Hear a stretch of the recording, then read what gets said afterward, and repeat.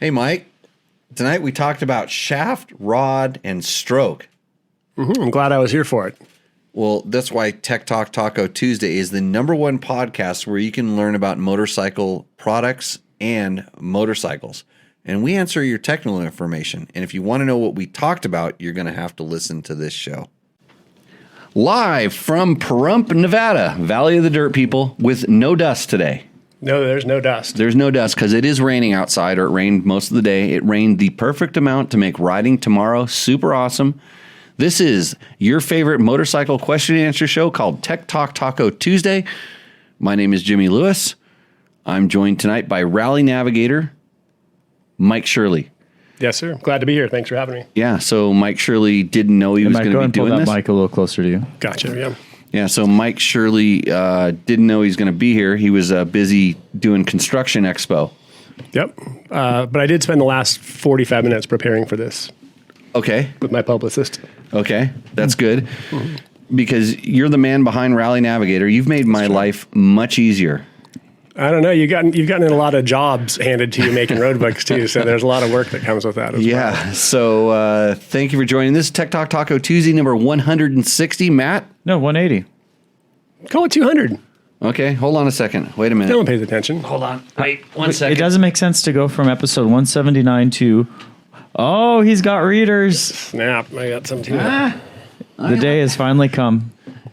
Okay, it's episode 180. Ah, It's amazing that we went from 179 to 160 in my head, but this show would not be possible without a bunch of sponsors that we have that we really enjoy. And you can also support the show by clicking through our links at Amazon, which has actually been doing okay, and Rocky Mountain ATVMC.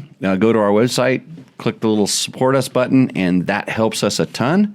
We really do appreciate that, but also Double Take Mirrors, Bulletproof Designs, Seat Concepts, Fasst Company, Trail Tech, DDC, Climb, Scott Sports, Taco Moto, and of course, Yamaha. Yamaha revs your heart.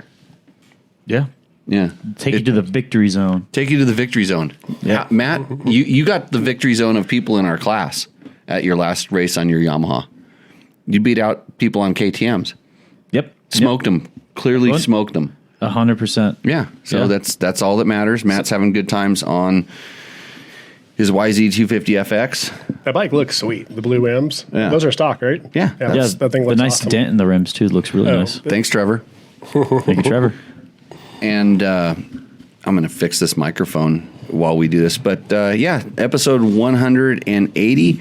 Of course, if you are looking for the best handlebars known to man, especially if you have bad wrists like me, Flex handlebars, Fasst Company Flex handlebars. Do you run those, Mike? I do not. I've ridden your bikes with them, and they're really nice. It just takes a lot of the hit off, and I can see as you get more years under your belt, that's a pretty nice upgrade for a bike. 4 years under your belt. You've gone longer without dying, so your wrists are getting more jacked up. I beat mine up pretty good to begin with, to start with. I can't imagine. Yeah, they were kind of junk for a while, but yeah, this is what we do in the show. We fix problems. I'd be careful about talking your wrists and then saying the words beat. Yeah, really. Thanks, Matt. We're trying to make it a children's show, but I guess tonight's not going to be. Hey, it's a couple other things we're going to talk about I don't tonight. think I drink Edit that tequila out, on right? children's shows. Oh, hold on. Speaking of that, As long as Victor's in the chat, this is not a children's show. let the microphone swing away and Maybe practice holding it a little closer, more closer to your face as well. right. Mark Daniels, by the way, your shirt is in process. Ooh, in process. In process, yeah. This This has been a couple month long endeavor. well, we strive to make things it's a nice perfect shirt. around here. It's Which it's going to be a really nice Can't shirt. make shirts overnight. Don't let me forget. I want to ask you about shirts. Do we have a pair of pliers around here someplace or No, something like do I need to go step away from being a producer and being a tech? A tech? Talk to our stage hand. Yeah, where's your publicist? Oh, she's down underneath the desk. Where's Thanks. Selma? Oh, boy. I'm clipping. Are we clipping? I think it's the headphones. It's the headphones. Okay. Okay. Yeah, I heard Yeah, a little bit. there's something a little bit I hair. was not doing this bad earlier. It's super pumped up. Like those are way too hot, man. No. Look. But it's so there's a master someplace that's doing this. Anyway, some talking points tonight. I'm going to talk about the Vikings MC Sprint Enduro this weekend. We don't talk about racing hardly at all unless I race or I participate. This is coming up, and I am going to participate for one reason and one reason only. It's my father-in-law's celebration of life, because poor Ned lost a battle with cancer in January, and his one of his dying wishes, and this is way before he was ever even close to dying, he said, I want my ashes to be spread out on a bomb run of a desert race. That's legit. Yeah, that's Ned. Yeah, Ned's a lifer, dude. There's no, yeah, he's all in on that. That's pretty awesome. And so we talked about it a little bit, and luckily the club, even though it's a sprint enduro and they don't have a bomb run, they're going to do a ceremonial little bomb run for Ned, where we can do this and we can all go out and have a good time. Of course, you won't believe what we'll be providing for drinks at the ceremony. Guess. Tequila? No, it's not me. It's Ned. Oh, I don't know, Ed. Sugar-free Red Bull and vodka. Oh, is that his go-to? You don't remember the van at Rebel? Come on, Mike. I know. Kind of gray. Fuzzed out a little bit right now. I forgot most of my childhood, actually. Yeah. So anyhow, so it's going to be a good time. It's out at Johnson Valley off Bessemer Mine Road. If you know where that's at, it's going to be on Saturday at 5 p.m. And I'm going to hang up on all of our live people on the Instagrams, because I need to make a call, because I need some coaching on bomb runs right now. Graham. Yeah. So I'm going to end that. I'm going to share it. I don't know what else. Let's see. TTT. What number was it again? 180. 180. Where were we at on the sponsor reads, by the way? We got to Fasst Company. He kind of fizzled out after that. Yeah. No, I was talking about Flex handlebars, and I asked Mike if he liked them. Yeah. We talked about Climb. Oh, you want me to be a shield of my sponsors? Let's see. We got to Yamaha, and then... Well, I talked about Yamaha. They're awesome. We talked about them. We're good. I commented on the blue wheels. Look. Oh, Seat Concepts? What? Yeah, hold on. I can pull a Seat Concepts right out of my... Well, I sit on it with my ass. Okay? Yeah. So that's a Seat Concept seat. This seat, these are some of the best seats in the world, period. Just trust me.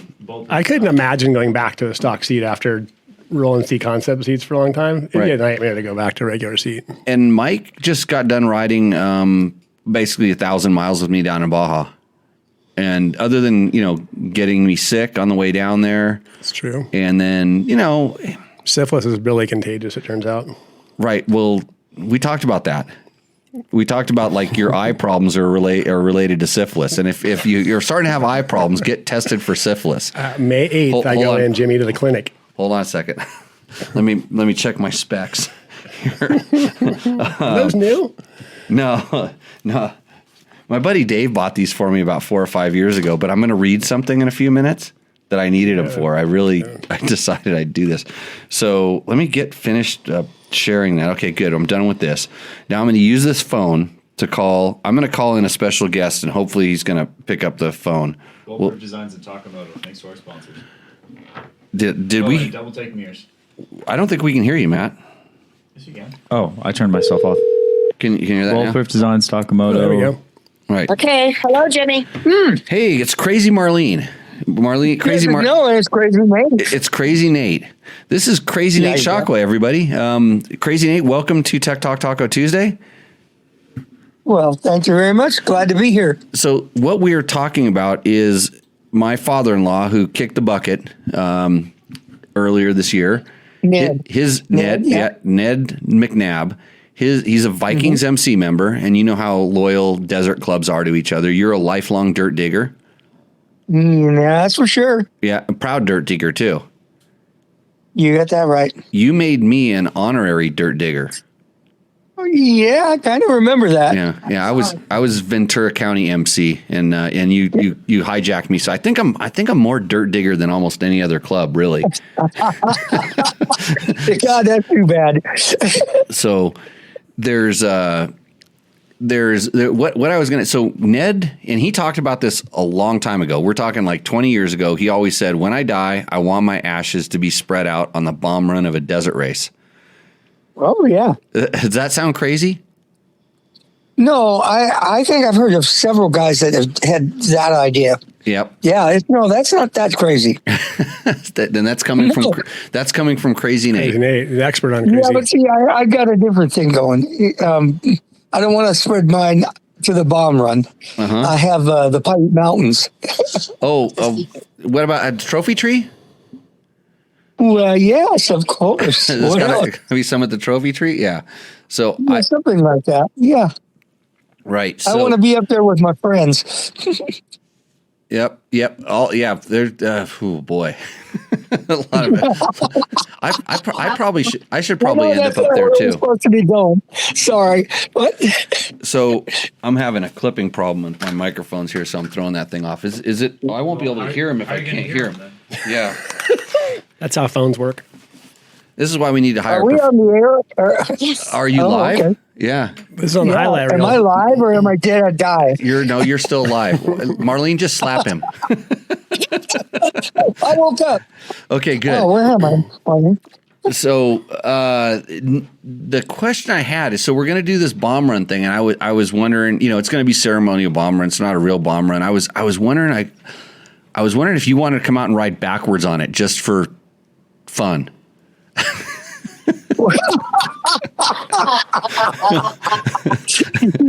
I have a 4-letter word for you.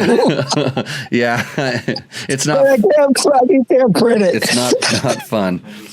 Yeah, so I think Matt, these are all too high. I'm going to tell you right now. These. You watch the OBS. Right. It is not clipping on OBS. Okay, it's just in my ears. It is in the then it's the output to the microphones. We're trying to diagnose a problem on the thing. My microphone's flying all over the place. If you saw this show, it'd look as good as it. This is it. This is the way it works. On the fly. Yeah, keep it running. I should talk. Nate can fix it. Get him a hammer or a drill. Yeah. If Nate touches it, it'll never work again. Hey, we were working on your CRF 230 over here the other day, and someone was admiring all the holes you drilled in the camshell.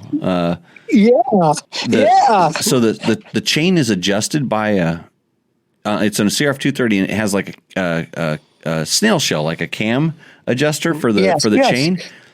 It has about 25 holes. Mine has about 25 holes in it. Because it made it lighter. Custom. Yeah. You're damn right. That thing even has holes in the foot pegs. Extra holes. Yeah, I hope not. That's a high stress area.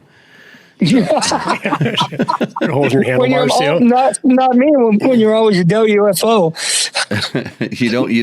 You don't need those holes. Do we figure out what the problem is? You don't need foot pegs. Something's loose and something's bumping. Now it has to. If nothing's bumping, it sounds like it's sound. So it's the one that's going out to headphones, wherever that is. Which one is that? It's right here. That one, okay. Man, tape level. And then yeah. So I don't know if you want to touch that one. Be careful. So how does it sound out there in the real world? If you're in the chat, go ahead and let us know. If you hear like this horrible scratching noise on your that's my brain. Do you hear a horrible scratching noise, Nate? No. Huh? Okay. Not at all. Yes, and the soundboard are not clipping. Okay, so it's just us. I just have to live with this hell in the studio. It's fine. My headphones are better. That's what you get. They're better. Yeah. Yours are better. You get what you pay for. Yeah. Oh, these are expensive headphones. Trust me. Yeah, see, my headphones getting it too. I'm going to do something I'm good at. I'm going to have a nice slug of tequila here. Audio's great. Sounds perfect. Okay, we're good. Okay. Brenda and Asher said we're good to go. So audio is great. Then I should just quit complaining about dive something. into it, people. I think. So just live with that. Okay, so since the guy who eliminated the ability to ride backwards on bomb runs said we shouldn't do any backwards on bomb runs, we should not do any backwards on bomb runs. Yeah. I think I was the last one, the last guy to do that. Yeah. Well, I just Crazy Nate. Do you remember what show you were on? What do you mean? What show? Which Tech Talk Taco Tuesday you were on? What number? Oh, you? Yeah. Oh, jeez. Geez, Jimmy, I don't remember dates very well, but I was 19. No, I don't remember. It was probably 8 Yeah, months he was ago. on Tech Talk. We brought him on. Yeah. We did a Better Rider. He's done a Better Rider podcast, and then he stuck around one Tuesday night and did Tech Talk. I want to say it's in the 160s. 60 sounds right. I kept pushing the mic away Sometime from last me. fall. Because I remember it was when you actually caused us to make a modification to the show. We gave the co-host a lot of times now we give them a headphones and with I can't push it away. Yeah, so you can't play with it all the time. Like mine finally balanced itself out, so I'm feeling pretty good. Hey, you should submit a bike for Roost or Endo. You can make $100. What? Roost or rent? Roost or rent, yeah. It's actually called Roost, Endo, or for sale. And so it's brought to you by tacomoto.co, and basically they're going to give you $100 if you send us a picture of your bike, you tell us the year, make, and model, and then you tell us the modifications you've done to it. And then we talk about it. Don't you remember talking about this on the show? Remember we had all those pictures of bikes and you said they were all good? Yeah. Somewhere yeah. Good. So I think your guests tend to roost more, and you're a little more of an Endo guy. Because I've seen it all. You're harder to please. Yeah, I've seen it all. I don't want to be. Anything impresses me. What if someone submitted a Husaberg 5.7, Husaberg 650? What does that replace the 570? By the way, no. It's a totally different category of power. Okay, but it's on our 80 Roost more. Endo board, does this now replace the 570? Oh boy. Where is the Rooster Ender board? And is the Husaberg right up there. still up Right there? there. It's We've way retired it, but way off the end of the thing. I don't know. That's subject for discussion. We're going to do a back to back. I'm going to take both those bikes out. We're going to do some hill climbs, and then we'll go trail riding on them, and then we'll decide. We'll give a final decision. But it involves testing. We're not just guessing on this one. Right. So, hey Nate, thanks for joining us on the show. If you want to come and do a bomb run, let me know. I'll make sure you have a bike because there's nothing. Husaberg 650. There's nothing. Next time I feel like almost dying, I'll do it. Yeah, because there's probably nothing like Nate to the bomb. I can imagine Nate to the bomb was like how many flying W's would you do on a typical bomb run in a desert race? That's a good one. and I'm telling you, and I never left. I never left the seat. No, no, you did, because when you G'd out, when you fully hit it, you got bounced up off the seat, right? And mostly because of the lack of suspensions. Yeah, we're not talking about racing in the last 20 years. We're talking 30 and 40 years ago, right? That's right. Pre-suspension. We had 3 inches of suspension. 3 inches of suspension. Before suspension. He talked about the bike he raced. It was a Honda CL. Was it CL 160? No. What the hell did you race? It was this CB 250. The first one. 250. Yeah. Yeah. It was a Yamaha. No, that was the Honda. I'm sorry, it was a Honda. Yeah. It was a Honda. It was a street bike. I took the headlight off of it and the rear tail light off of it, and then I would take it and go racing. And then when I got home, I'd put them back on so I could ride the bike back to work. Yeah, that's how you did it back in the day. But when you hit a bump on one of those things, and this is what, so you ever heard the term flying W? You hit a bump, it impacts so much the bike kicks up, and it kicks your feet up, and your legs go up like kind of up and sideways, and so you look like a W because your legs are sticking up to the side, and your crotch is the center of the W. As you're hanging on the handlebars, that's kind of a flying W on the cover of Monkey Butt. Yeah, it's on the way. But That's right. I have Monkey Butt right here, and it's not necessarily flying W because he's doing styling there. That's style. But if he were to get bucked harder, his legs would kind of be behind him more and folded, and that'd be the classic flying W. Out. Yeah. On the way. That's if you were going faster. So, hey Nate, thanks for coming on, and we will. Matt should know what episode you were on. He could tell everybody, but he's not doing his job, and that's why the thing's clipping in my microphone too. So, not your microphone, it's your headphones. That's cool. Hey, Matt taught the whole school by himself this weekend. Oh. Really? Well, not by myself. Really? Good for you, dude. Yeah. Thanks. It was kind of rough here and there. Jimmy had to. You should have seen him draw the chart. Well, I kind of forgot the five guys. We all start somewhere, right? We all start somewhere. Yeah, yeah, first time sometime. First time. Yeah, it was. I was happy, but I definitely have my own notes for what I need to do to improve. You took notes. I have a lot of mental I need to notes. start taking notes just on life. So, But we missed you there, Nate. Yeah, we missed you. We will. We'll see you soon. Hey, thanks, guys. Okay, take care. Nice talking to you. We'll see you Bye-bye. soon. Bye. That was Crazy Nate Shakwa, a legend in the off-road motorcycle industry, especially if you're from Southern California. Would he have been down racing with Ned back in the day? Ned probably started a little bit after Nate.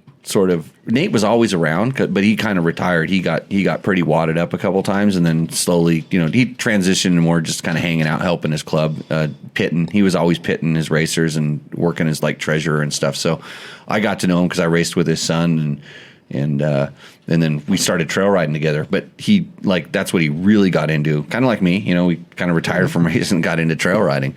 So good times. Anyways, do we have any questions that popped up in the chat? Let me see here. I thought there was one. Somebody said the funniest show they ever saw was the one with Nate. With Nate, yeah. Nate interview. Then you need, if that's funny, watch the Jerry Bernardo one. So a name that is definitely not real. Why is racing and score so expensive? Because they just want your money and they want to do absolutely nothing for you. They're riding off of a legend and a reputation of an event that's, as far as motorcycle racing goes, I think it just should be avoided. I have nothing good to say about score, and I've seen them try to mask the. They've been trying to they're trying to mask a dangerous and horrible event with PR. And you should go do the NORA Mexican 1000. Fun ratio's way higher. Way higher. Way higher to go do NORA. Yeah, you do not want to. You do not want to. Just the evolution of the trucks and the bumps that they make and the speeds that those things go. For anybody, if you aspire to go do that, just save your money. And NORA's not inexpensive either. I mean, but you think about it, instead of a single day fiasco, you're going for a 5-day race with a lot of parties at the end. And parties meaning like every night. there's a pretty good celebration. Yeah, NORA puts every penny they come in goes right back into everything they're dealing with the parties and the event. They put a lot of work into that. Right. Hey, do you think Brian Horton's jealous? No, because he was actually roasting me in the chat. Oh, he was? Yeah. It was a good one. He threw a little bit of attaboy out there for you. Yeah, he said, Matt, a tech, LOL. Yeah. When we were talking about maintenance. So, fair. Reputations are earned. Right. So. It takes a little bit of time. And Matt doesn't have 2 kids yet either, Brian. Yeah, and I think you're great. Thank you, Mike. Yeah, I just want to put that out there. Thank you. I needed that. I now feel better about myself, and I can actually... Hey, this show would not be possible without the help of some of our sponsors, and I want to talk about Climb. I am wearing a brand new Climb Revolt pullover. This thing is sweet, and I'm wearing it because I wanted to pull it out of the bag so I would start wearing it in real life. But the funny thing about this is, and I'm wearing underneath the Revolt. You want to see what I'm wearing underneath? I'm wearing this Climb. It's other thing. It's other side. I'm looking backwards. The thing. It's a thing called a Climb Negative 1.0 Aggressor shirt. And if you want to talk about a really comfy setup, because Climb's really good with underlayers and overlayers. This is actually considered like a mid layer, but I wear them all the time. In fact, I have one. It's Daigle orange like this that I've had for like 10 years. I'm going to pull up a black one here in a second. I've worn it so much it's faded on the back. It when a traffic cone sits out in the traffic too long. Dude, your gear bag. Oh, what color's my? It's gray. Yeah, the gray purple. It's totally gray. So yeah, that clipped pretty hard there. So the funny thing about the Climb stuff is, this is a new one. This is my last one that I was wearing all day. Hey, everyone, really quickly, just take your headphones off. The other day. Oh, yeah. Clear. You're gonna get blown up. What, you think that's gonna help? I'm out of options. I don't know what else to do. Let's see if that helps. I'll try and change seats too. Well, that didn't do shit. Let's rotate. Yeah, shit. Is that worse? And it's the same. It's okay. It is purely us though, not for everyone else. Oh, okay. Well, we should just stop bitching. Tried turning it down, but I think it has to do. I don't know what it is. Anyways, what I was saying is I have an old one, and I have one that's like literally 15 or 20 years old. It's so old they had pockets in these things. And Klein, put pockets back in them because pockets are super awesome. Is there any money in these pockets? Oh, I don't know. Anyways, Revolt pullover. If you want to be super comfy, especially when it's like kind of chilly out and you want like a windbreaker, a super light layer that doesn't interfere, because I can even do this podcast wearing this thing. I hardly feel like I'm wearing anything at all. You know how much I like to be naked. We should try wearing pants sometime doing this. I know that would be a new thing here at the show. But I have my rules on what we do on this show, and that might be one of them. Hey, are you ready for a hot seat hotline? Yes. Hey, if you want to get on the show, if you have a good question for us, we have the C Concepts Hot Seat Hotline, which is now a Zoom chat, and we will bring you live on the show. So, Matt, who do we have? So, Robert Miller is going to be coming on, and he's asking a question about the FE501S or the KTM 500 EXCF for riding track or on the road. So, Robert, welcome on. G'day, Jimmy. How are you? G'day. That sounds like that's Norwegian, right? Jersey, New Jersey. New Jersey accent. Mm-hmm. Yeah, that's right. Yeah, we're Austrian. That's good. Austrian. I knew it was close there by someplace. So. Well, asking about Austrian bikes. We're globally in tune here. Right. At Tech Talk. We know what's up. I know this is probably the 500th time you've been asked this question, but for general trail riding, for a hack rider, how can you describe the feeling of riding the Husqvarna FE 501 versus the KTM 500? And I'm not sure if in America they sell them as fully road legal, but down here in Australia, both bikes are fully road legal and sold with all the road going gear, which most people remove. But I'm not sure how that affects your answer. So right, I know there's a linkage somewhere, but from your perspective, for a hack trail rider, like such as myself, and say I want to carry some fairly lightweight gear on the back, like a Mojave saddle pack or something like that. Does that change your view, for example? Actually, you're talking probably two of the best guys to answer this question because we just rode the Baja Peninsula. I was on a 21 KTM 500 EXE, and Mike was on an 18 Husky. And in reality, they've made small changes. There's going to be a big change coming in 24, but the bikes haven't changed a lot. There is a step between Mike's bike and my bike in some things, but so. To kind of cut to the chase, in America, yeah, they're sold as street legal. They're what we always say kind of corked up. They have really quiet mufflers and some sound deadening stuff on them. They have some emissions evaporative stuff done to them. But the little things that they do in Australia is different than what they do in Europe, and it's different than what they do to the United States. But the stuff that most guys do to make them into good trail bikes is kind of similar. They start doing things like they'll add fueling to them, or they'll take some of the little devices off that limit them. So we'll just kind of say that you can make those motors into whatever you want them to be, and they are the same. The motors on the bikes, for the most part, are the same. There's slight little characteristic differences. The Huskies tend to be a little bit smoother, I would say, in the lower RPMs, and I think the KTM's tend to run a little bit better in the mid to upper RPMs.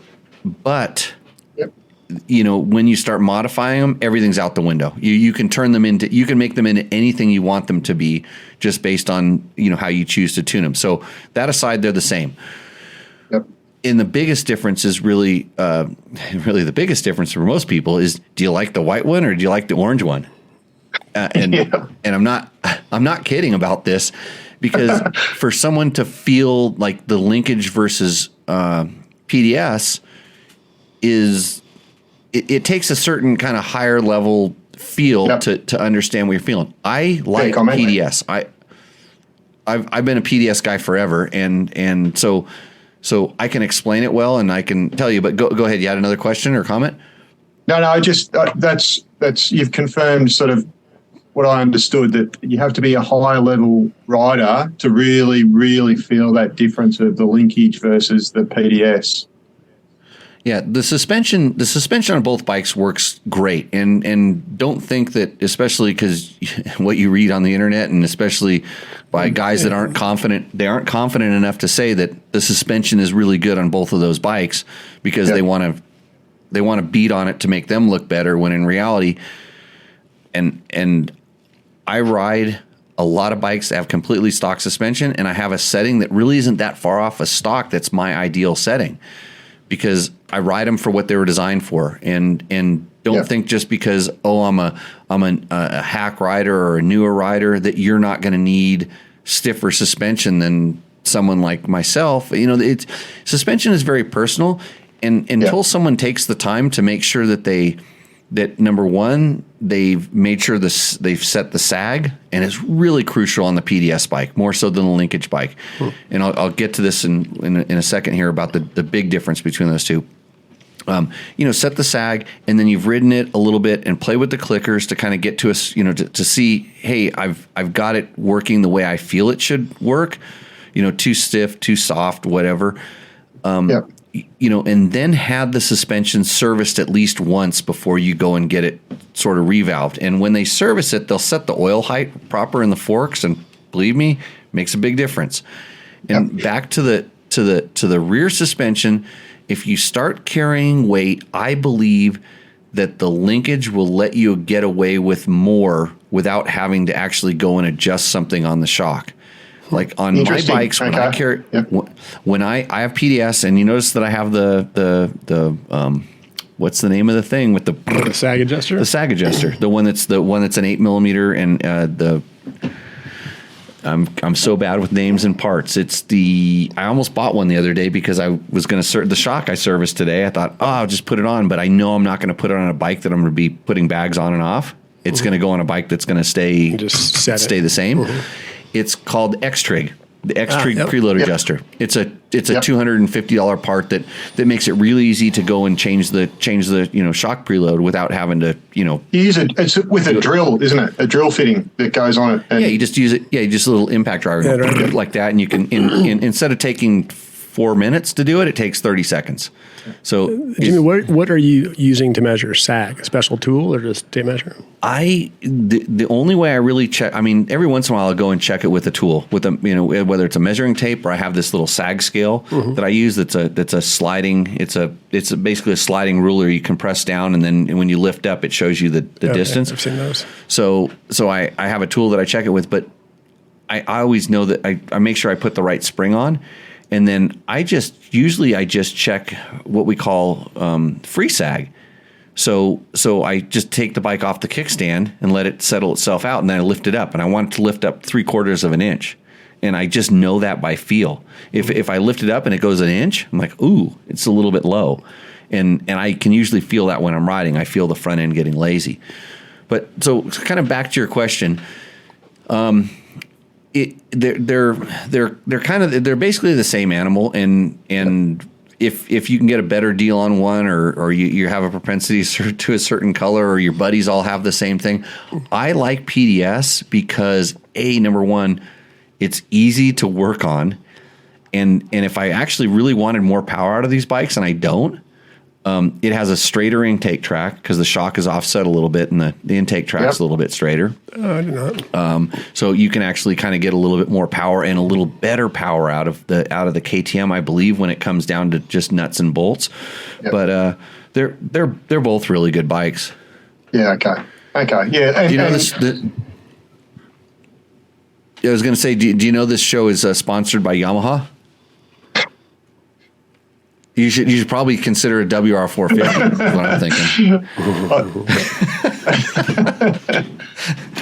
Yeah, Yamaha's are fantastic. The Tenere, the T700 is a great bike from what I've read. Yeah. So, yeah. Now we're talking bikes there. I've got a Tenere. I spent a lot Jimmy, of time on a Tenere this weekend. Have you ridden with that Yamaha rider? Is it Paul who rides a T700 like it's an XR80 and jumps it and Right. His name's Paul, I think. Paul it is. Tavares. Yeah, No, that's- Paul Torres. No, I have not ridden with him. I've seen him at trials events before, back when he was a professional trials rider, and I don't ride like that anymore. I pretend I do. I just pretend, but I'm smarter than that because I'm not 6'9" and I can't bench press 300 pounds. So Jimmy, on one of the comments there talked about the subframe on the Husky being plastic at brakes. Have you run into that? Have you had any durability issues with that subframe? I've seen guys break them, and they're usually hammering the bike. It takes a pretty good. I mean, and it's funny because guys go, "Well, I'm only a novice." It's like, yeah, but you hit every bump, and you're sitting down when you hit the bump, and you drive all the weight into it, and you have your saddlebags that are loaded. So you don't have to be a fast guy to hammer the bike. Mm-hmm. Yes, I've seen the Husky subframes break, and I've seen KTM ones break too. Not nearly as many or not as easy. And it's very few in reality, but it's just like anything. It's just like every KTM TPI two-stroke. It seizes, right? They literally, when you load them in your truck from the dealer, they seize on the way home instantly in the back of the truck. Yeah. You didn't know this. This is a secret. That's great. Thanks, Jimmy. That's hey, I'm glad you called in. Are you really down in Australia? I sure am. It's daylight. Look outside. You can see the building. Yeah, it's daylight. We're in the future down here. It's 3 days from now. 1:38 p.m. on Wednesday. That's good. Hey, glad we have an audience down there, and look forward to if you have any questions, feel free to ring us up. No, thank you very much for answering my question. Thank you. Okay, cheers. Go have fun. Bye. Okay, Matt. Do we have any printed questions? Yeah, so there's one from Brenda, actually, our winner of the $200. Speaking of having to be behind a trophy trucks on a dirt bike, in 98, so the 98, when you beat Ivan, did you ever have to ride behind him? Never saw the guy. Don't even know who he is. Yeah, or were you able to stay in front of him? No. Okay. No, he was. We started, I think, 4 hours or something in front, 5 hours in front. They don't know. They always, it takes a long time to start the motorcycles, and they do have a gap between the last motorcycle and the first car. But we were way faster, and we were drinking beers in the pool before he even finished. You know what I mean? Yeah. Asher saying, guess I'll have to finish this show on Spotify because my brother's engine just blew up. Why, did he buy a new KTM and he put it in the back of the truck? Maybe he kept the emissions in. Yeah. Hey, Troy, thanks for reminding me X-Trig. That was good. X-Trig. Bill O'Neill says hi. Hey, I had a question I wanted to ask everybody in the chat. Remember I said remind me to ask this question? I do not remember those. If it's not in my planner and it's not in my notebook, I do not remember it. You mean your diary? It is my diary. Yeah. Matt left his diary on the hood of the truck the other day. Mm-hmm. Yeah. George read it from cover to cover. George read it. Yeah. He was very concerned about my my night job. Matt sings karaoke around town. You know this? I did not know that. Yeah. Really? Yeah. I sing Fall Out Boy songs at brothels. He's not lying. Everything he just said was completely 100% true. He's king of karaoke and Pahrump. Oh, no, that's Erica. So, queen of karaoke. Or is she transitioning? No, queen. Okay, good. Did you go to her Friday night thing, by the way? Yeah, Erica sings the hits. Yeah. Over at K7. Yeah. I drive by that sign every day I come out here now, which has been 6 days in a row now. So what Brian says, I worked on a lot of Huskies with plastic subframes. Squids always own them. I never saw one break. So if you're a squid, you're not going to break a Husky. Just don't ink all over it. Just be a squid ink. Or become calamari. Adam's got a question. Let's see. Is there a significant difference between the early PDS shocks and the more recent ones for the recreational single track riding? Internally, there is a big difference. It went from the older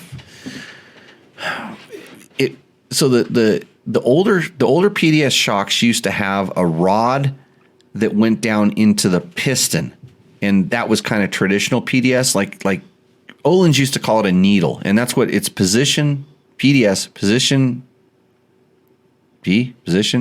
system.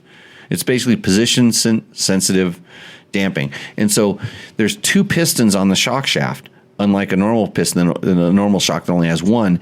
And at a point, there's some method that they shut off the second piston, and that point it becomes the damping becomes much stiffer, and they use a whole different damping stack to do it. So the old shocks used to use like Öhlins used a needle, and WP used kind of a rod that was at the. Don't get excited when I talk about this, Matt. I'm not excited. There was a rod. You lost that rod. You're the one who has the grinder. How's it doing? Got big numbers? Oh, huge numbers. Notifications are blown up. Should I save this talk for my OnlyFans account? The OnlyFans account, we're still getting that hooked up. By the way, we have a link tree now. Link tree in the Jimmy Lewis Ryan. Jimmy Lewis Alvaro. Okay,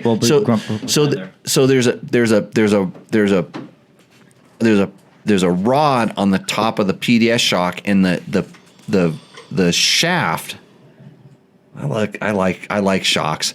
The shaft goes up and closes off the rod, and then it forces the oil to go through this whole separate piston.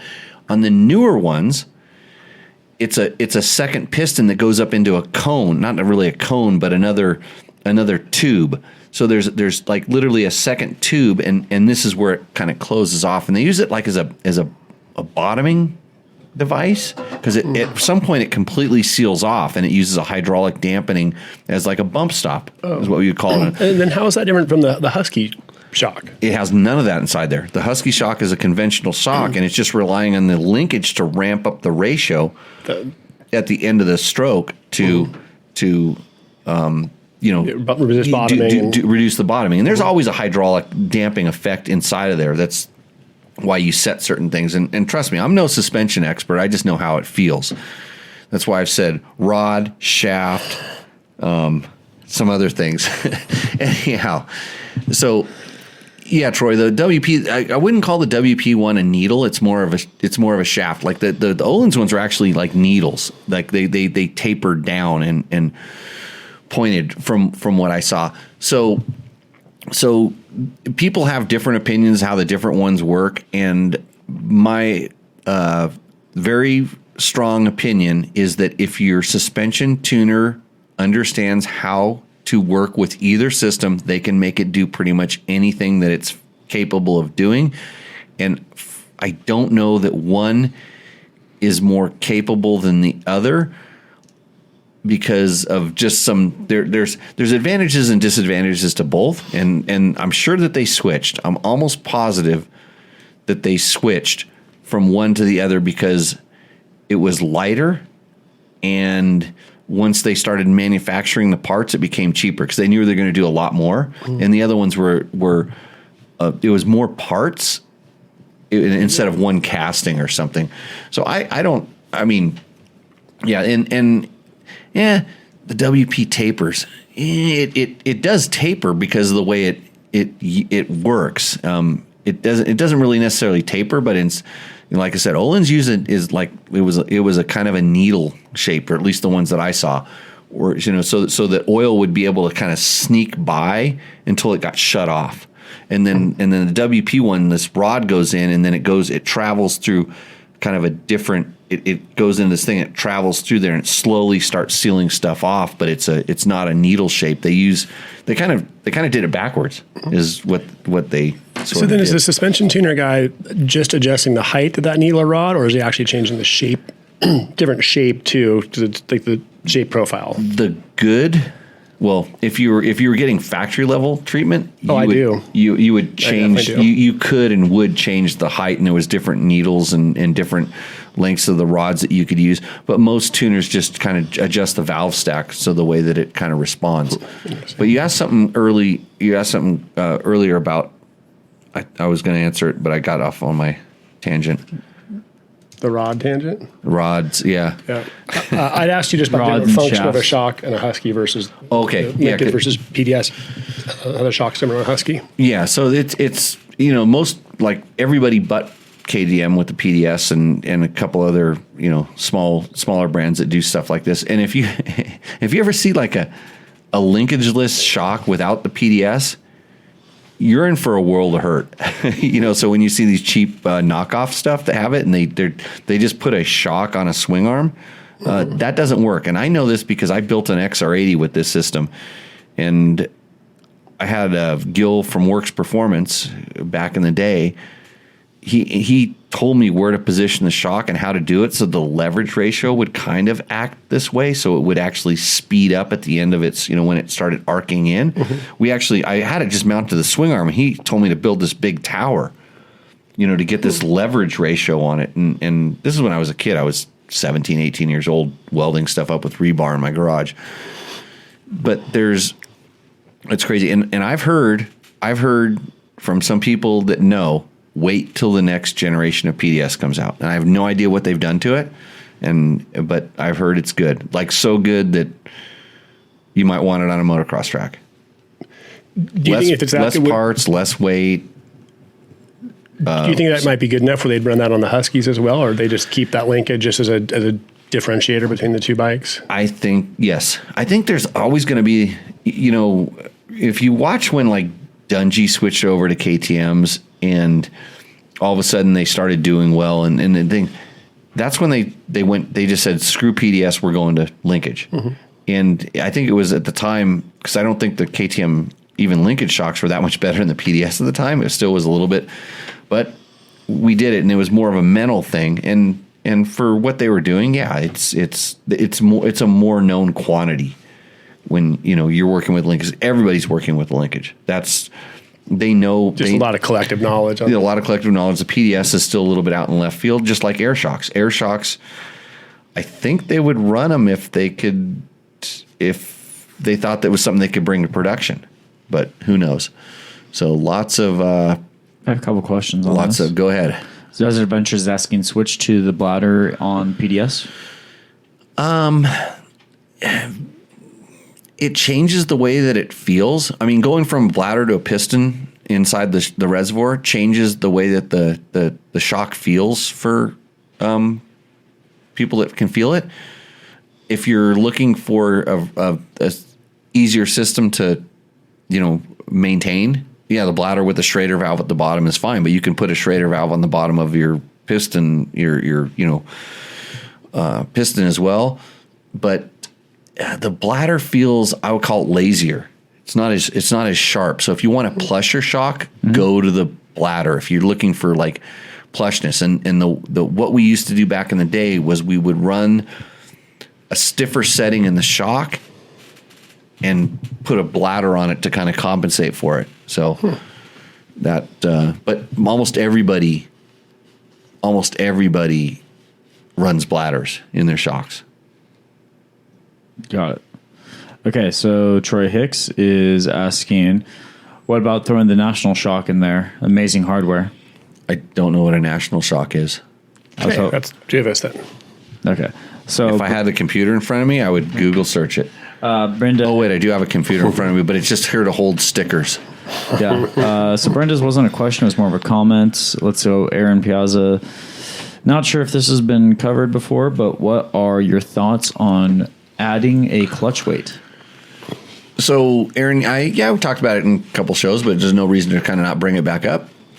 So clutch weights are like flywheel weights, except they spin a lot slower. And there are some really simple ones that's just like a diaphragm spring, or it's a heavier plate they add on to this. I've been a fan of them. They're not as I don't want to say they help with like stalling, but they seem to smooth out power and give the bike. I think it just takes a little bit of snap out of the motor, if that makes any sense. Mm-hmm. But we have some tests on dirtbiketest.com. We did it on a Husky, actually, of all things. So, and they how much weight are you talking about putting on? How much weight is that to be noticeable? It's some ounces. I think they're like 10 and 12 ounces. I think there's like different varieties of it. Okay. And I've ridden with them before, and I kind of like it's like, I want to call it high level tuning, but it does make a difference. It's like the flywheel weights, when you're talking about like 1 or 2 ounces, you can feel it. And this one you can go like 5, 7, 10 ounces, and it's not a big difference, but it does tend to make a little bit of a difference, because it is like and it depends on how fast the motor is spinning the clutch. Like there's some bikes that kind of spin, and I don't know which ones they are, off the top of my head, but they kind of spin their clutch slower. Just the primary ratio is a little bit slower than a higher speed. Like I know the KTM 2-strokes tend to respond well to clutch weights if you wanted to get a little bit more, at least the older ones. I haven't done it on a newer, like a TPI bike, but I don't think they've changed it. And that's like kind of what the counterbalancer did. The counterbalancer sort of did the same thing in the KTM, but it was, it added a little bit of rotational mass and just smoothed everything out a little bit. Betas used to have those too as well. Okay. So speaking of weight actually affecting the engine, I'm going to skip ahead to some of the questions that were submitted before the show went live. So Kevin, I'm going to pronounce this wrong. Wevoda. Yeah. He's asking, will flywheel weight on a 23 gas MC250 affect the counterbalanced engine if it's installed correctly? No, it won't, because it's just adding weight in. It's not like a counterbalanced weight is meant to. The counterbalancer spins opposite the direction of the piston. So when the piston's going up, the counterbalancer weight's going down, and vice versa. So it kind of takes the vibration that the piston throwing up and down would cause. So when you put a flywheel weight on, it's 360 degrees of weight. It's just adding weight in an equal thing. So it's just constant rotational mass. Right. And so no, it won't affect, it won't counteract or do anything different. It'll just kind of slow when you generally what a flywheel weight does is it slows the acceleration and it gives it a little more roll off. When you roll off, it kind of wants to keep, it doesn't just shut down. It's like turning your idle up just a little bit is the sensation when you turn the throttle off, when you add a clutch weight, or I mean not a clutch weight, clutch weight and or it just adds, the flywheel is just amplified by a little bit. But since the mass is distributed equally across the flywheel weight, it's not going to disrupt the essentially. And by the way, that gas is the best running of the KTM TPI bikes. Really? Yes. That's supposed to be their quote unquote like budget one. When I wrote it, I came back and I said, "Hey, what'd you do this thing?" And they said nothing. And then someone told me it had a different ramp on the flywheel. The flywheel was different, or not the flywheel. Power valve. Power valve ramp was different, or something was different. And then I even now have been told that the ECU tuning was a little bit different. Mm-hmm. So I just remember that. I remember when I rode the gas. It's like, this is the best one. I was actually, if it had PDS, I would buy one. Really? Yes. So it would replace your YZ125 as your like motocross bike then? No, that was an EC gas. No, he asked about an MC. MC. Oh, yeah. Would it replace? No. Never replace 125. Got it. Not a Yamaha, even close. Mm-hmm. This show is brought to you by Yamaha? Yeah. Which, do we still have our 22? YamahaMotorsports.com. You can go there to find out how to get yourself into the victory zone. And that's why I'm there on my 2005 YZ125 with a 2023 carburetor on it now. Oh. True. Yeah. The PowerJet carburetor? Yeah. I have the PowerJet carburetor on my YZ125. But there's no wires connected to the PowerJet. No throttle position sensor. No PowerJet wires connected to it. I just brazed it shut, and I hold it wide open. One way to ride a 125. Well, I wanted it. My Mikuni carburetor had some race gas sitting in it for too long, and this is before I owned it. But it ate some stuff up, and the carburetor finally kind of gave in the ghost. It was always leaking out of the overflows, and I couldn't fix it. Had a hard time getting parts, and luckily I had a friend hook me up and got a nice Kean. It's actually, I think it's a Kean. It's a remanufactured Kean because it's hard to get carburetors from Kean anymore. So I think Yamaha has managed to source them someplace else. That thing rips. Really? Yeah, it's good. I remember when we did the back-to-back comparison between that and the 22. I remember I was with you and kind of liking yours more. Because of the power, and that has to do with I ported it. Yeah, but I think we both agreed. Got the grinding tool out, and because you always port it to make it better. But I did a little bit of work, and it also has a different pipe and muffler. But mine has, and the carburetor was kind of playing to that a little bit because it wasn't jetted very good at the bottom, but when it came on, it made it feel more powerful. Yeah, yeah. So that it would hit a little bit harder. It would essentially hit harder. Okay. Which I hope we get another YZ125. So do I. Actually, yeah. I think we're going to get an X? A TTR 230 first. Perfect. I want the TTR. Yeah. That's the one. I was asking for a TTR. Stepping stones, Matt. Yeah. Yeah. They just drop off like 18 wheelers of big rigs full of motorcycles to you guys, right? Like whatever you want. Oh yeah. Like twice a week usually. Oh man, he's running until out of gas and leave them where they are. Waiting. So, all right. If you want to read Jason Abbott's comment there, I can ask a question here. Jason, far away. He ended up purchasing a 23 KTM 300 XC instead of the XCW. I want the everything bike. Very positive. Stay tuned. Yeah, I'm waiting to hear what Jason thought of that thing. I told him for what he was wanting to do that he would have no problems with the TPI bike, the older style bike, but he went with the XC, which is the TBI, and you're not going to go wrong there because the TBI, the throttle body injection, will do everything the TPI can do, and it'll do more. And I don't think you can get a TPI, the older style, to rev and to have snap like the new one. So good on you. Desert Fire Services raced a 125 RM 125 in hair scrambles. He should send that in for Roost or Endo once it's built up. He should. Right. Actually, both those bikes need to be in Rooster Endo. The RM and that Did we get another submission? We actually got two more. So unfortunately, we only had room for one. Are we flipping a coin during the commercial break? So Andy, unfortunately, you will be in next week's. Hey, Andy, the only hope you have in this is that all of them this week suck and we go double or nothing. If all of them suck, yeah. But okay, otherwise we're set, and I think it's time for a commercial. Yep. So we will see you guys in a few minutes. What's up, Moto Buddies? Mike here from Taco Moto Co. What is the Taco Touch? It's the best service in the industry. Virtually 24/7 tech support via email or text, and it's like having a dirt bike doctor on call every day of the year, helping you fix your bike or recommend parts or setups for you. If you've ever received an order from us, you know that the Taco Touch extends to our fulfillment, and our orders come with the coolest stickers that you've ever had, buying parts from anybody before, and a handful of root beer barrel candies.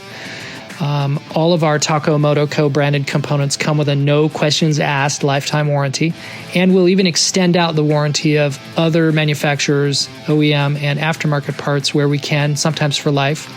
We test and tune endlessly and exhaustively and obsessively. We're trying to destroy everything that we can before you get your hands on it to look for weaknesses and to improve it, or to make recommendations to the manufacturer. And if it's something that doesn't meet grade, then we don't offer it on the store. Everything that we carry is something that we have personally used, tested, and ridden, and raced, and knows meets the high Taco Touch demanding standard. Go out and get some adventure. And we're back. I'm back. We're back. We may have fixed some of our problems here. Well, we never left, actually. They're not hearing our problems, though. Well, it's my problem. Nobody wants to hear about our problems. Hey, this show is brought to you by all of our sponsors, and we have a segment every week that we call Product of the Week. Yeah, so we talk about Product of the Week, and the reason I'm bringing in the Product of the Week is Matt took one of my bikes out, and I'm worried about him bending the radiators. And so I got my hot little hands here. They make a thing for that. They make a thing. Bulletproof Designs brings you to this segment, and today we're using the Bulletproof Designs billet radiator guards. So these, listen to that. Can you hear that? Music. Matt ran away because I started talking about work. Where does he go? Just disappears. Yeah, he bailed. Is there any downside to running a radiator like that? I mean, weight, but aside from that, so it's definitely heavier than you can feel it. It's definitely a little bit heavier than a stock one. But when your bike just goes, it just falls over and just kabam, and it hits like this. If you take your plastic louvers, and I kid you not, this is going to go on a KTM 350. The plastic louvers are pretty strong for plastic louvers. Like I was working on my Husaberg 650. Oh, I think sweet. Oh, you should ride it. I mean, the power, it's incredible. Hold on a second. I'm just going to. Yeah, I'm going to tap on that thing. So they have these. It's actually pretty ingenious. They actually just like have these. They made one little piece and they slide onto it. They're just plastic little pieces they slide on, and if you fall over on that thing, there's no integrity. There's no squish there, and that's what radiators tend to do. This thing. Yeah, it's not going anywhere. It's not going anywhere. I mean, you could pretty much send it onto its side. So is there a disadvantage? So if we're talking about weight and you're worried about this much weight, you could probably not eat a hamburger. The other thing, and they have, the way that they have these little things that protect some of the other places that are kind of prone to getting hit are pretty stout. But there is some theories on this being just kind of an open grill. So air can pass through here versus disrupting the flow a little bit. At slower speeds, it's not an issue. But when you start going faster, some people say this actually lets the air go through too quick and it doesn't actually, create a vortex in there and cool the radiators down. But when you start having that problem, let me know. Yeah, but that's, I don't know about that. Yeah. When you're going that fast, there's enough cooling. Yeah, it's like 2 degrees hotter. In general, in the old days, this could have been some kind of a problem. I think Matt just quit. He may have quit. Yeah, that's it. He got a better deal. That happens though around here. He wouldn't be the first one. He's podcasting across the street now. Right. Do you have that happen? Oh yeah. Anyways, so Bulletproof Designs, get yourself some of these billet radiator guards. They're pretty stout. I'm happy with them. I have them on a lot of my bikes, and now that Matt was riding that bike, I want to make sure that it doesn't have bent radiators, because radiators are expensive, and you want to put them on before you crash the first time. That is a problem. Yeah, the first time is sure. If you do the first one and then the radiator, this will never fit.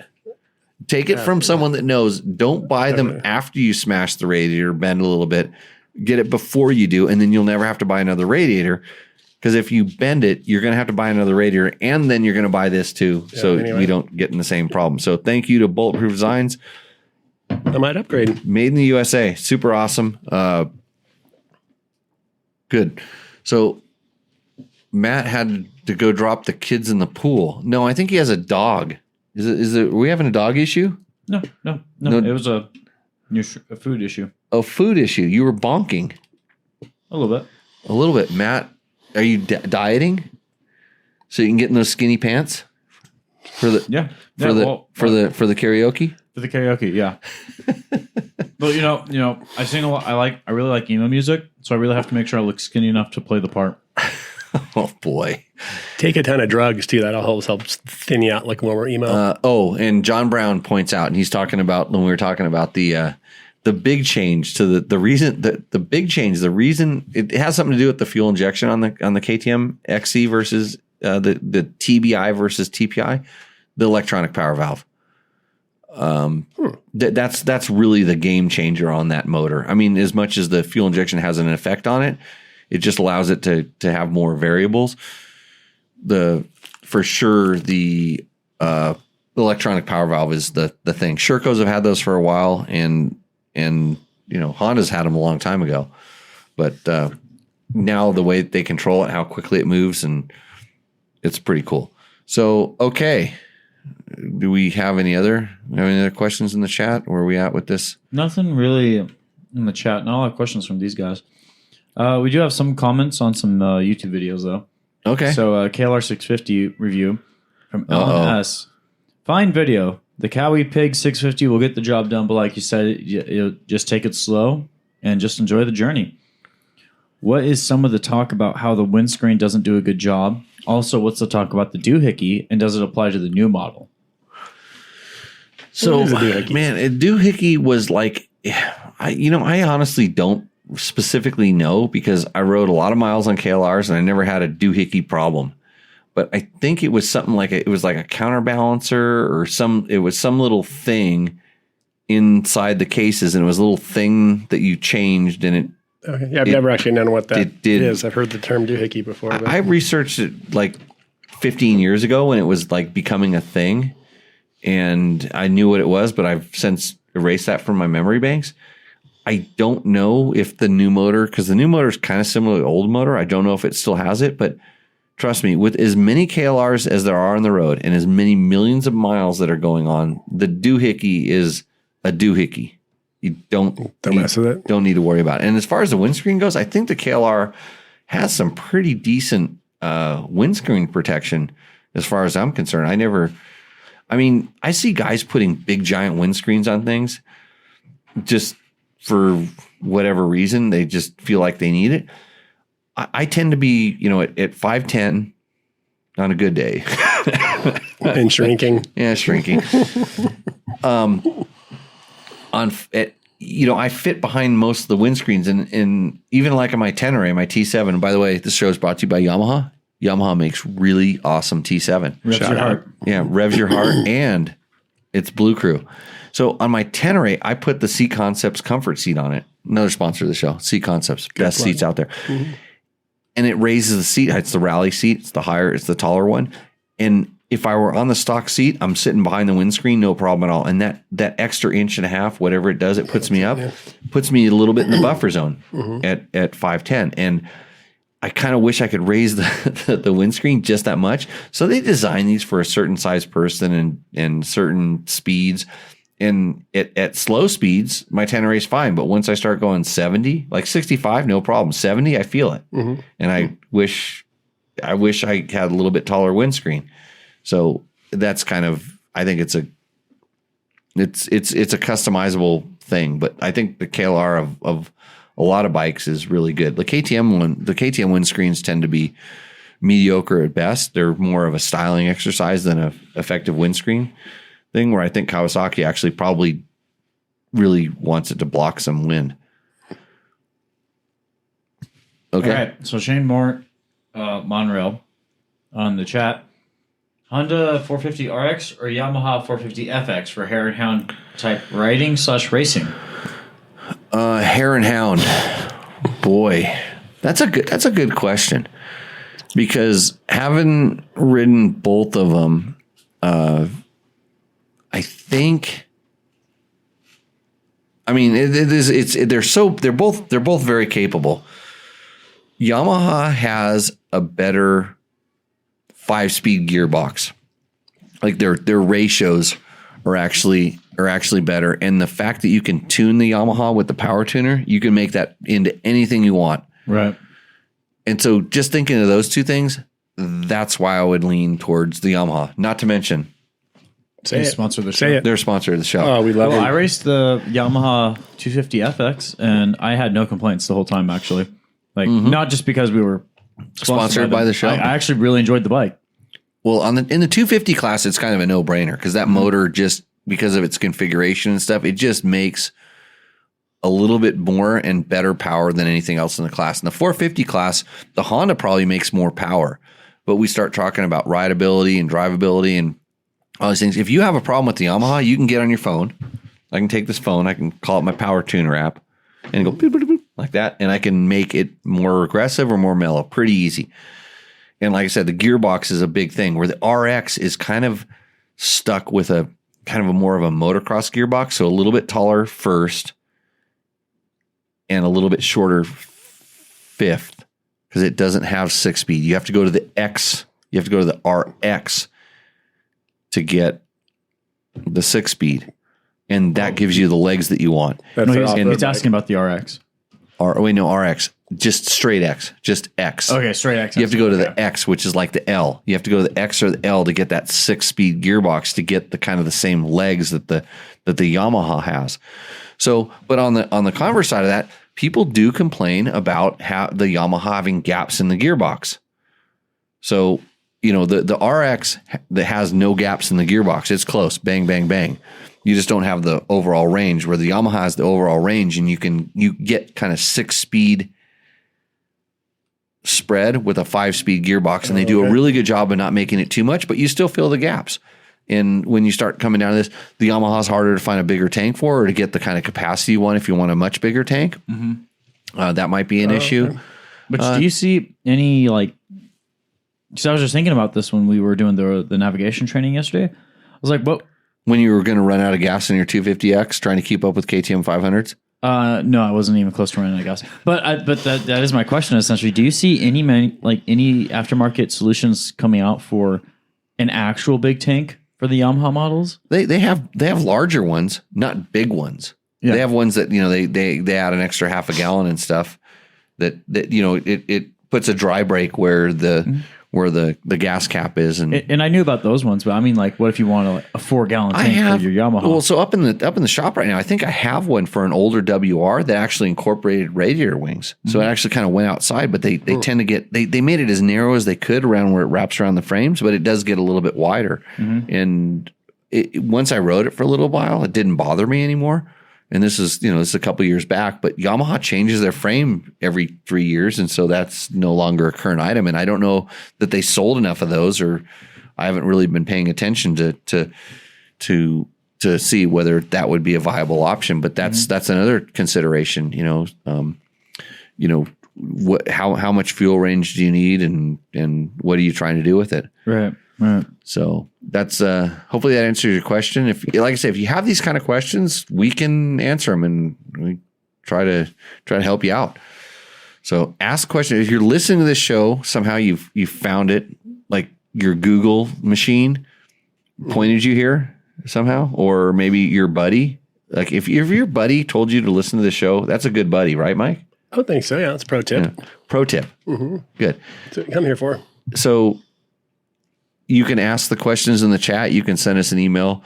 You can just send it to matt@jimmylewisoffroad.com. He will forward them on and put them on this list, and we'll answer them at some show. And sometimes he even goes back, allegedly, and tells you we are answering this on Tech Talk Taco Tuesday number 181 for this show. It'd be 181. If they asked it tonight, we'll get it next week. Yeah. If I show up. Thinking about going, how's the skiing been? Good. Well, I can't even get there. Like every mountain pass is closed. I can't even go. So so you know what I did to stop that from bothering me? What'd you do? Bought 2 Husaberg 650s. Cured. Which you should turn those into snow bikes. Yeah, how was it? Did you ride it? I rode it, and it was chattering. So like it was chattering. I heard so much noise that was not good. You mean like it sounded like there was ball bearings floating around inside the motor? Yeah. Or it was chattering because every time the piston made a stroke, it tried to break the chain in half. Shatter the whole thing. That too. I twisted that throttle and I went, holy shit. I said that in my helmet when I twisted that throttle. It's a kid's show, Matt, but since we talked about rods and shafts and all that stuff, we'll let you say holy shit. I need to tell the people my honest reaction was I screamed holy shit under my helmet when I twisted that throttle. And then I couldn't hear myself say it though because I was listening to all this stuff going on. When I went to buy these things, like one of them had to be pull started, like bump started, which was kind of sketchy. I had to watch the guy do it. He held onto the side of a truck bed rail and went down the street and did it that way. I'm like, well, that's takes balls. Yeah. And the other one was a little rough starting, but like. I got on the one, once it warmed up and I got on it, I went down the street and I rolled the throttle one time and I just knew $8,000 had just flown out of my, you said, holy shit. wallet. Yeah. I said, I didn't say holy shit. I said, I remember this feeling. I need more of this. I need to take these things. I need to take these things back to my little place in Pahrump where I can just like cohabitate with them and teach them how to be You should have a snow bike kit, one of those bikes. That'll probably be incredible. Actually, if I know how much load a snow bike puts on a thing, they're probably the only single cylinder motorcycle that I would feel comfortable putting on a snow bike without adding nitrous to it. So you can still add nitrous. What's the story with the one that's no nitrous would make the cylinder head end up a part of my body. So what's the story with the one that got torn down? Are we doing a little story on that one, or you just want? Well, if I was into the doing it for the gram, I would have Instagrammed every portion of my thing. I would say, "Hey, this is Jimmy. I'm taking the side panel off. Look at me." But you can't take the side panel off in that because the side panel and the rear fender are all one thing. It's one. Unlike the 570, the 650 is actually a very easy bike to work on, and it. So I basically framed it. So the one that I'm going to keep, so this is all part of a deal. I bought 2 of them and I'm going to sell one to a friend The crappy one. No, actually, he's getting the newer one, which may or may not be the better one. These things are like ticking time bombs. But I'm selling it to him, but I'm the only one he could sell it back to.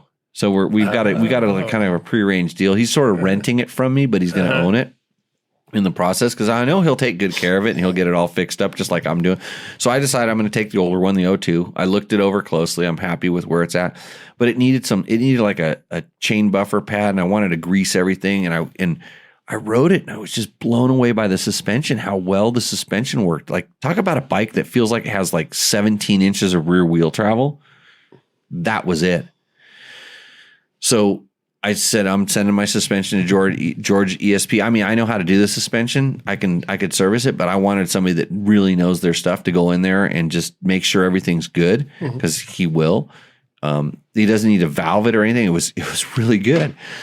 So so I just suspension out. I said, I'm going to pull the motor out because I actually pulled parts off of the motor to check it. And I'm looking for a couple little parts, but if it's out, I'll change them. And if not, I'll put it back together and I'll change them when it's time. It's just good purchase. I don't know about that. That's I can always part out. And then, so imagine this. So imagine you're Jimmy and you're just out riding around out in the desert on your Tenere 700, and you look over and you say, hey, there's a guy with a bike in the back of his truck out in the desert. And so I was Jimmy. I was riding around the Tenere and I said, that bike looks interesting.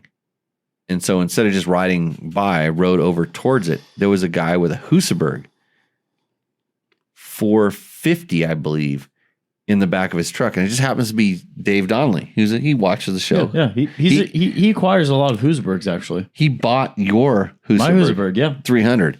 Well, he had a Husaberg 450 that was in the back of his truck because he couldn't start it, so he pushed it to the top of a hill and tried to bump start it down the hill, and he couldn't start it, and it was in the back of his truck. So I went over and said, hey, I recognize him. I'm like, Dave, what's up? And he's like, I got this Husaberg. Yeah, I can't start it. So I went in the back of his truck, and I started it by kicking it, because it's a left-hand kick, and that's an acquired taste. Oh, okay. I don't have the muscle memory for that. So I kicked it, and I got it started. It took a couple kicks, but I got it going, because an inanimate object is never going to outthink me. And it had compression, it had spark, it had fuel, so it's going to start. So I got it started, and he proceeded to offer to sell it to me. So I may or may not be becoming close to being in possession of a third vintage Husaberg. You do need more bikes. Yeah, everybody does. Yeah. So I was in your garage earlier, and I don't think you need more bikes. I think you got it covered. Hey, we need more storage containers. Hey, speaking of Mike Shirley tonight, brought to you by Rally Navigator. Go to rallynavigator.com. The best rally. You like it when I say road book, not map book, right? You're the only person on the planet that says map book. Yeah, you invented it just to be different, to rub people the wrong way. Okay, so the best road book software known to man. Probably the only one, I think. So here's and I was trying to explain to somebody, we're doing a little bit of rally training today. I had a guy here, and he was doing part of it's an online course, but you're able to come here and do some training. And so he was doing training. It sort of was getting rained out to a certain extent. So we were doing some talking in the garage, and I was explaining to him like different types of notes, like how different map book makers make different notes. And I said, imagine if you're in this garage and you had to draw a picture of the inside of this garage, you would put like some motorcycles in it, right? Imagine drawing the inside of my garage without putting a certain number of motorcycles. And he goes, uh-huh. And I go, because he showed me a map book that a guy had built for him. And I go, that guy draws this garage and there's no motorcycles in it. Mm-hmm. Now, whether or not that what he's telling you is the exact information, it might be the only information you need, but you're walking into a garage that has 100 motorcycles in it, and he's not going to draw a picture of at least one or like two or he five. Put Stella the cat. No, he didn't put anything. He just left out a very important ingredient of that wasn't particular. Done yet. Why you judge so hard? Oh, no, it was done. He'd sent it to him. I looked at, I kind of scrolled up and I said, yeah, don't train with this because this is a whole different level of training you need to do. So, ski biking has been amazing in Arizona, says Brenda. See? Brenda's Thank into you. it. Yep. Mm-hmm. We paid her $200 to say that. Yep. Allegedly. Actually, we buy our viewers. Taco Mike did. Yeah, we buy viewers. Yeah, if you want to buy viewers, if you want to get bought off on this show, just go to dirtbiketest.com and then search in the search box, how do I get bought off? And then click on one of our links. Go to one of our pages, go to Amazon or go to Rocky Mountain MC, and you can bought off anything you want, and we'll be buying you off. Yep. Okay. Jimmy, do you use a GPS, Trail Tech, iPad tablet, or something else while trail riding? I use the Jimmy positioning system. It's called JPS. I need to figure out how to monetize it, because everybody does this GPS thing. But in reality, no, I run a Trail Tech Voyager Pro. We did this. We were buddy tracking the whole time in Baja. How was it? That's actually a really cool feature. Yeah. That's the first time using those Trail Techs, and it worked perfectly. And I know that new one, the screen's a lot nicer, but the buddy tracking. Here, let me hand you some money under the table. Yeah. And I know you can't put it in your pocket right now because you don't have any pants on. But so I use a Trail Tech Voyager Pro. It's funny because the guy I was training with today had a Trail Tech old Voyager, and I wanted to record his track log, so I'm like, just record it on this. This will be perfect because it's just so simple and easy to use. But so I use an iPad tablet, and I'm actually thinking of going over to Android and trying that Terra Prada. Yeah, that's really cool. He was having some issues with it. Was using it, but he's having some issues with it today. And I think, like, pretty sure, like anything that's brand new, they'll work some bugs out and it'll get really good. But so when I explore Adam, I'm kind of like an alien. I can look at a map and I can memorize it, and I don't need to have like a GPS track log or something. And kind of what I find fun about exploring, if I start getting like, I don't know exactly where it is, I'll just go explore it.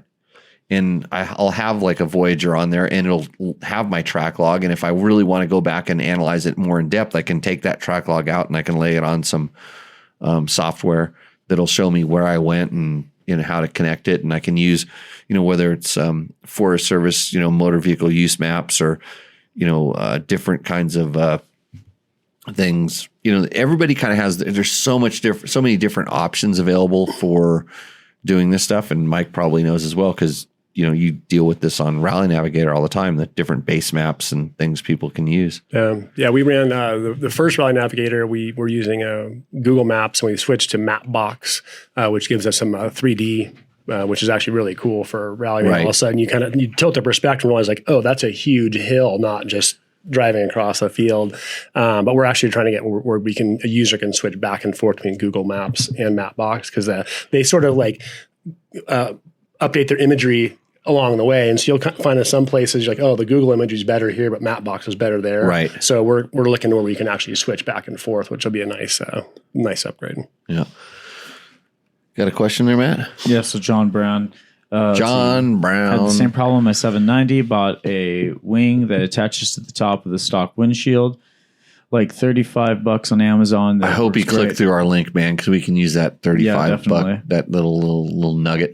Works great. Okay, yeah. I've seen those before. Those little, like I said, and it's so funny that there's certain things that you can get very inexpensively that make a big difference. Mm-hmm.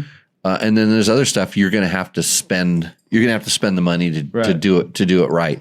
And I think a lot of times, like I've been buying stuff on Amazon, like CRF 230 pipes and different things to find out how junky they are as compared to the regular stuff. And believe it or not, some of that stuff is actually okay. And some of it, and I know this when I'm buying it, I'm flushing my money down the toilet. I'm just flushing it to China. Right. Yeah. Okay. Big Ring Bill, what are some enduro training tips to get you ready for your first hard enduro? Riding school. Well, that's not it is a training tip. I have a school, JimmyLewisOffroad.com. And believe it or not, I'm going to teach you the same thing that I would teach anybody in this room or anybody that ever came to me. And you're going to think that it's not that important, but it's the root cause of every single problem that you are experiencing in your hard enduro, which means you're out of balance and you're not respecting the traction. How do I know? Because that's what you do for a living. That's what I do for a living. Yeah. And I don't know any other, riding coaches that have, really, should I do this? Okay. Your show. Stood on the podium of Dakar, won the Baja 1000, finished Erzberg twice, won Backyard World Supercross Championships, qualified for AMA Motocross National. I don't know what I know, but I've done a lot and I know how I did it. Even though when I did it, I didn't know how to teach it. Now I know how to teach it. And it's so simple that I can teach it to anybody. Actually, this is a good time to give a plug for my school. Mm-hmm. If you want to come and take our April 1st and 2nd class, if you take this class, I'm going to give you a 100% money back guarantee. It costs $1,000. It's not cheap, but you can get an exhaust system and maybe a set of grips. I like to compare it to how expensive are hospital bills. Oh yeah, a cast is like a lot more than $1,000, and you'll get less casts by coming to my thing. Plus, you'll be a better rider, and this is the whole thing. So you come and take this class. If in 6 months you don't feel that what we taught you made you a better rider, all you have to do is send me an email and detail exactly why it didn't work for you. Why you suck. Why you still suck. Yeah. You just do that. And if it makes any sense at all, I will send you your money back.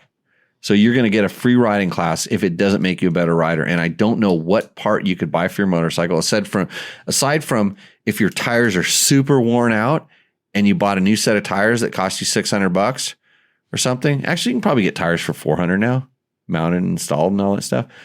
So the only thing, you could go from really worn out tires to new tires, and that would be a less expensive thing than this class. So I dare you to sign up for my April 1st and 2nd class. It's probably the last one we're going to do this summer because it is the season, because I say summer as we're wearing jackets.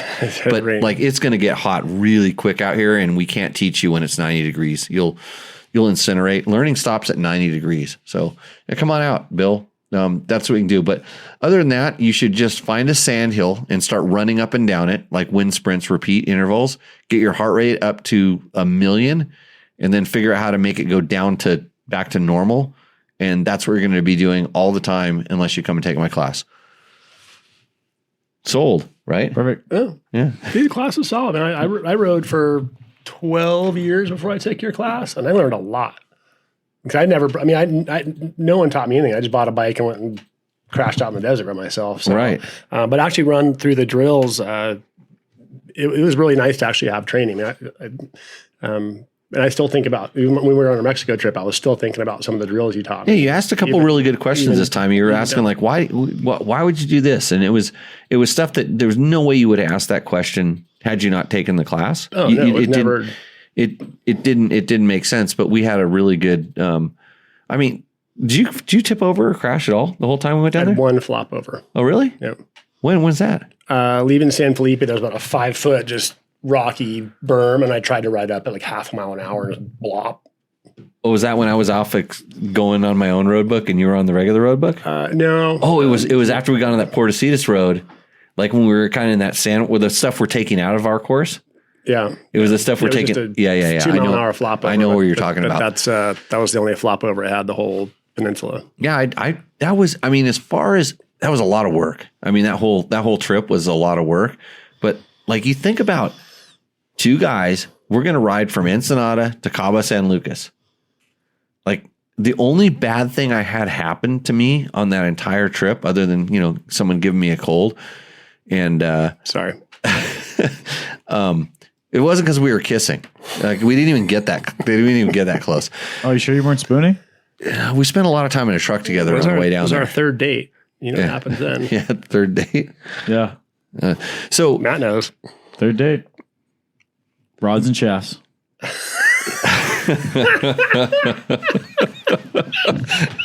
It's not a kid's show anymore. So Hope those rods and shafts are so the only thing I did was I left my Voyager Pro GPS on overnight. I didn't shut it off. I didn't shut it off, and it drained my battery dead. And that's the one thing about a Voyager. It uses some energy. It does use some energy. It drained my battery on the bike, and I had to jump start it the next day. And then the Voyager had a hard time charging up because it was just sucking so much juice. But other than that, I didn't touch wrench to bike once. Yeah, I didn't. Nothing. Yeah. Nothing. All good times. Better than the year before when we had to dismantle a bunch of wheels. Oh man, that was because what one of us had a bad moose. Me, I was testing something, and one of us had wheel bearings that went bad, and so we were pulling wheel bearings out of one, and moose broken spokes and all that stuff. So not a bad little run. It was solid quality fun. Yeah. Okay, yeah, Big Ring Bill. So Big Ring, he's probably talking about mountain bikes, right? He runs on the Big Ring, big chain ring. Yeah, I think so. Yeah, I think that's what his handle is there for. So, do we have any other questions on the thing there? Well, it's time for Rooster Endo. I'd say let's go into Rooster Endo. Everybody's favorite segment. Mike's sheet. been waiting for hours to do this. The only reason he came here is to do Rooster Endo. We have a full docket of Rooster Endo here for you, Mike. I drove 7 hours to give all roosts. Oh, sounds good. All right, well, let's get right into it. Brought to you by Taco Moto. First up is going to be Jason. Hey, Snowbike. Moreo, 31-year-old from Avalina, Saskatchewan. Okay, so he gave us his specs. Yep. Okay. I'm going to just tell you straight up. I can look at that picture, and that bike does not have enough power for a snow track. But okay, let's keep going. Yeah, I was thinking the same thing. Let's see. It's in the winter. He said even in the winter, they like to come from underground to ride in the snow. He rides a 2022 Gas EX300. I like this guy already. Yep.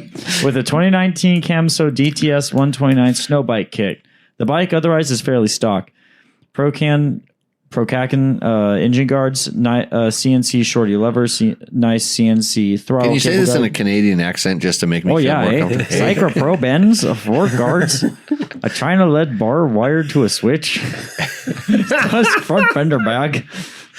Oh, and homemade tugger straps. Matt's from Alaska, so he can do this. Because if you think I say things about Canadians, wait till I get on my Alaskan kick. Oh, yeah. I hear Alaskans are great at bike maintenance. So, okay. Yeah, I'm pretty sure he rides this to go meet up with his moose wife so they can get the maple syrup harvest. Have you ridden a snow bike? Yes. I've not. They look like a hit. So much. Actually, you should have bought one 3 or 4 months ago for where you live because you could ride out of your house and just go up. You could. The amazing thing about snow bikes is you can ride them almost anywhere, and you become like, it doesn't take much to become an expert on them. There's just something about, you can do stuff you would never even fathom on a regular dirt bike on the snow bike, and you just go anywhere, and providing it's powder. Yeah, it will get condition dependent. That's the one thing about snow bikes. But if you're in powder and this looks like powder, I would love to ride that bike right now. Anywhere. What blew me? Oh, sorry. Go ahead. I was gonna say what blew me away when I rode snow bikes, which I have 1 day experience on them, was how different you have to ride them. Yeah, they're tall. They're tall, and the wide track, you have to do a lot more leaning. Like I was leaning almost like a MotoGP guy versus initiated turn controlled on the outside. I had to really lean. It's really long and really heavy, so it's kind of. Everything slows down. I think that's what makes it so easy for, a non-advanced guy to be able to ride it. And then when you start using the advanced techniques, getting it up on the track and being able to pivot it and all this stuff. But no, they are fun and amazing and very, like I said, very condition dependent. But yeah, good times. Are you gonna throw out a roost then? Dude, there's no question on this. I think this thing totally. The guy's got a good sense of humor. The fact that he made fun of himself, number one, is big. That roosting on snow, like the picture looked like it made me want. When I saw that, I'm like, it doesn't have enough power, but I can go out and roost that thing, no problem. Yeah, I want to go ride that. That's nice. Yes, for sure. Okay, Roost. Good job, Roost buddy. for me too. Congratulations. Triple Roost. See, the bike is perfect to do your Alaska Fire Dragon with your girlfriend. Oh boy, the Alaskan Fire Dragon. Is that a good position? Well, I'm not going on Urban Dictionary to find that one. Hold on, right I'll do it right now. You can lay All right, out so this is Emmett Von Flew. Hey, remember when we said this wasn't a kids show? 2019 Yamaha YZ125. It's mostly stock except for Cherubies handguards, Pro Taper fat bars, Pro Taper easy adjust clutch perch, FMF shorty silencer, jetted, a Cherubies frame garb, a Cherubies full 21 style plastics kit, primary drive O-ring chain with V-Force 3 reeds, airtime foot pegs, and a 2015 front fork springs and rear shock springs set up by me. I'm 15 years old and self-taught. It's not mostly stock. You've done a lot of stuff. Yeah, I was going to say that wasn't mostly stock. Yeah. But you know what I really like about this bike? It's a 2019, and look at how worn that clutch cover is. That you can do that in one day in the certain dirt conditions. Well, he doesn't live in Pahrump where our non-abrasive silt and dust just plugs your air filter. It doesn't scratch the. If he's riding in good loam and stuff like that. That's a pretty good. That's a pretty sweet looking bike. I know how good that bike is. The new one's even better, but that's a good bike. He's got a lot of mountain bikes in the background there. A lot of them, yeah. Is that big chainring? Big chainring? It could be. You never know. Is that big? No, is that big ring bill? Well, Emmett here is 15. So. Emmett's 15. Yeah. Like the enthusiasm. You think his dad made him write the thing? Maybe. Because when we get like under 20, like it's like dad is raining down and saying you need to get $100 so you can I can get a new ECU for my KTM. You know what I like about here is it's KYB shock stickers, right? And definitely not fork stickers, and definitely not for the shock. Well, wait a minute. Look at the frame. The frame is actually painted. Is that a Cherubies? It's blue. Yeah, protector. It's the protector. Yeah, you put the protector. With the okay. Well, no, this right here, that's not the protector. That's the frame. But this is the protector. No, I think the protector goes all the way up. I haven't seen one of those things in person, but looks pretty good. Yeah, no, this is rich for me. I like the YZ125 a lot, and blue wheels do it for me. Blue wheels are pretty with the good. white stripe on the back, or is that a worn? Is that? I think that's worn. Do you ride it on a flat? You roosted too hard. You roosted too hard. Yeah. I'll go with Roost. I'm going to give him a Roost. Yeah, good bike. So an Alaskan Fire Dragon is a certain type of fire-breathing dragon native to Alaska. Much like the Sasquatch or Bigfoot or Loch Ness Monster and others, the dragon is claimed to exist by some, while others are skeptical. So that's not as weird as I thought it was going to be. I know. The fact that Victor brought it up, I'm sure there's a second definition I'm missing, but I just like to. So Mike. Yo, man, I saw an Alaskan Fire Dragon flying over Cook's Inlet. And then you're supposed to say, Jimmy, you sure you didn't smoke too much dope? What are you talking about right now? No, there's a lot of drug use in Alaska, so I can imagine people would think they saw a fire dragon. Okay, I might go check that out. Okay, so next up is Dean Kemp, and this is a 2021 Yamaha T7. Flex bars, Cyker handguards, Coyote bags, Camel 1.3 gallon tank, Camel skid plate, Came high exhaust. I'm going to assume that's supposed to be Camel high exhaust. Yep. Camel rear brake lever, Yamaha chain guide, Kenda big block on the rear, Pirelli rally in the front, Lucky Spur saloon hat, and a homemade tail titty. Did he spell He properly? spelled it titty. Yeah, he spelled it titty. I'm glad this is one of the jokes that has stuck around. It just like beady eyes from the Canadians. Yeah. That thing, like I'm sitting there going, I feel like I've ridden there before. It looks so Nevada BDR-ish. Well, he is from Kingston. Oh, what's his name? Oh. This is Dean Kemp. Oh, Dean Kemp. Oh, Yeah, Kingston. It's so funny. I look at the picture and I go, that looks so Nevada BDR. I was like, no, I'm pretty sure you've ridden here before. Yeah. That's He wishes he had the wheels I just got. I just got some W wheels. Those things. Oh yeah. Oh, I saw those. Did you see those things? Ooh, I can't wait to see those in the vlog. They're Han. They have Han hubs and XL rims, and they're black and gold.